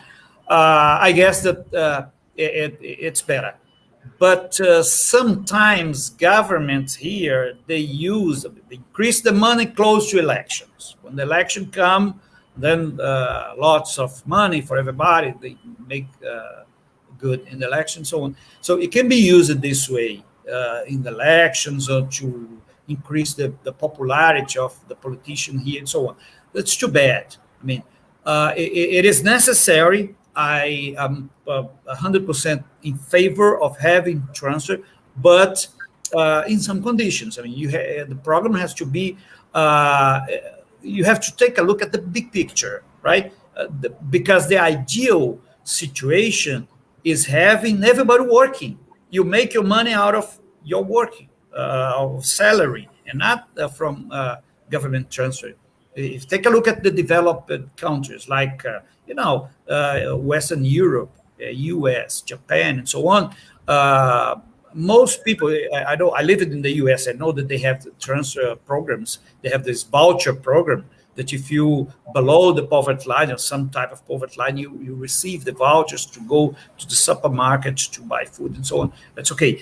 But mostly, the ideal situation of economic development is, everybody employed and making its money, his money or her money out of its labor. So you're right. This dilemma of how to do, because sometimes you have to help, right? You have situation where he knows that we have situation in Brazil, the people are starving, so you have to give the money, but that cannot go forever. You have to somehow give an alternative to that person to go on to get a job, so on. Henrique. Yeah, perfect. Professor Ricardo told everything. I just want to give another contribution about the conditionalities of cash transfer programs such as Bolsa Família. As Professor Ricardo said, here in Brazil, a family that belongs to Bolsa Família program, this family has to observe some rules of the program. So this family has to send their children to school. This family has to send their pregnant women to the hospital to have the help of medical assistance, etc. But if they do not do it, they will never overcome the intergenerational cycle of poverty. So that's why conditionalities are so important. And in order to manage the conditionalities of the program, I think this is crucial in our conversation. The government, the national government, in partnership with the local ones, must give some warnings to the families that were not observing the conditionalities of a cash transfer program, such, for example, Bolsa Família. So, talking about our Brazilian example, when a family does not observe one of these conditionalities, first of all, they receive a warning message. Mr. Pinto, you are not observing the conditionalities. Please be aware of it. You have to follow the instructions of the program, etc. If this family continues to not observe the rules of the program, in the second time, their benefit is suspended. So they do not receive the benefit over a month or 2 months. It depends on the case. And if this family continues to not following the rules of the program, at the end of the process, the benefit is canceled. But before the canceling of the benefit, the family receives 4, 5 times messages from the government, messages from the local managers in order to overcome the problem that they have to follow the instructions of the program. Their benefits are suspended in the first time, then it's canceled at the last time. So I think that this process of warning and giving instructions to the beneficiaries of this program is crucial to overcome this problem. People receive money, but do not do things to overcome poverty. It's wrong. It must be considered as a problem to be faced by the government or the state, the logistic state. And I think that this process of warning, suspending the benefit, and finally, if it's necessary, canceling the benefit, it's strategic to think about solutions to the problem. Bolsa Família has this example. Later, we can share more information about it. Professor Ricardo, myself, we can talk a little bit more about it. But I think that this process must be important, must be considered to understand and to overcome the problem.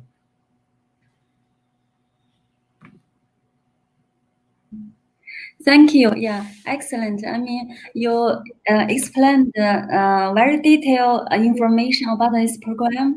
So now I understand more and clearly about what's going on and in Brazil and how people did in this program. Yeah, thank you. Thank you. Thank you, Professor Jen. Thank you, Professor Ricardo. I'm not here, Professor Ricardo. I'm just saying that just to finish up, that to finish my participation, that I hope that this type of seminar, Sino-Brazilian seminar, will help our two countries to strengthen the ties and to become each year more closer and to cooperate academically, economically, and so on. That's it. Yeah, thank you all. Yeah. Thank you. Thank you very much. Just to finish, not just this roundtable, but the seminar, I would like to thank you very much again, Professor Jian, for your time in China. I know it's very late in China right now. It's okay. My kids and she went to bed already, so I'm free now. It's what, 1 in the morning? 1 in the morning, China? Wow. It's 11:20 now. Okay. Almost midnight. Thank you, Professor Henrique. It's a pleasure to receive you here. I hope we can do another participation in our event. And of course, thank you, my friend Ricardo, for the help in organizing the seminar. I believe it's a great opportunity. Our 4th seminar each year will go stronger. And now we can finish. And just to say, we have the 4 selected papers, and I will send an email to those who were selected by the evaluator.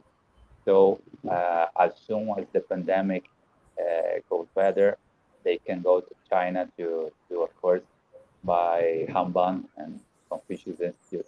It'll be a very interesting experience to them. Yeah. All right. I hope welcome you all to visit in Beijing. In the coming future, I hope the COVID-19 will be over soon, and we can travel freely. Yeah. Thank you all. Yeah. Bye-bye. Thank you all. Bye-bye. Bye. Thank you. Thank you. Bye.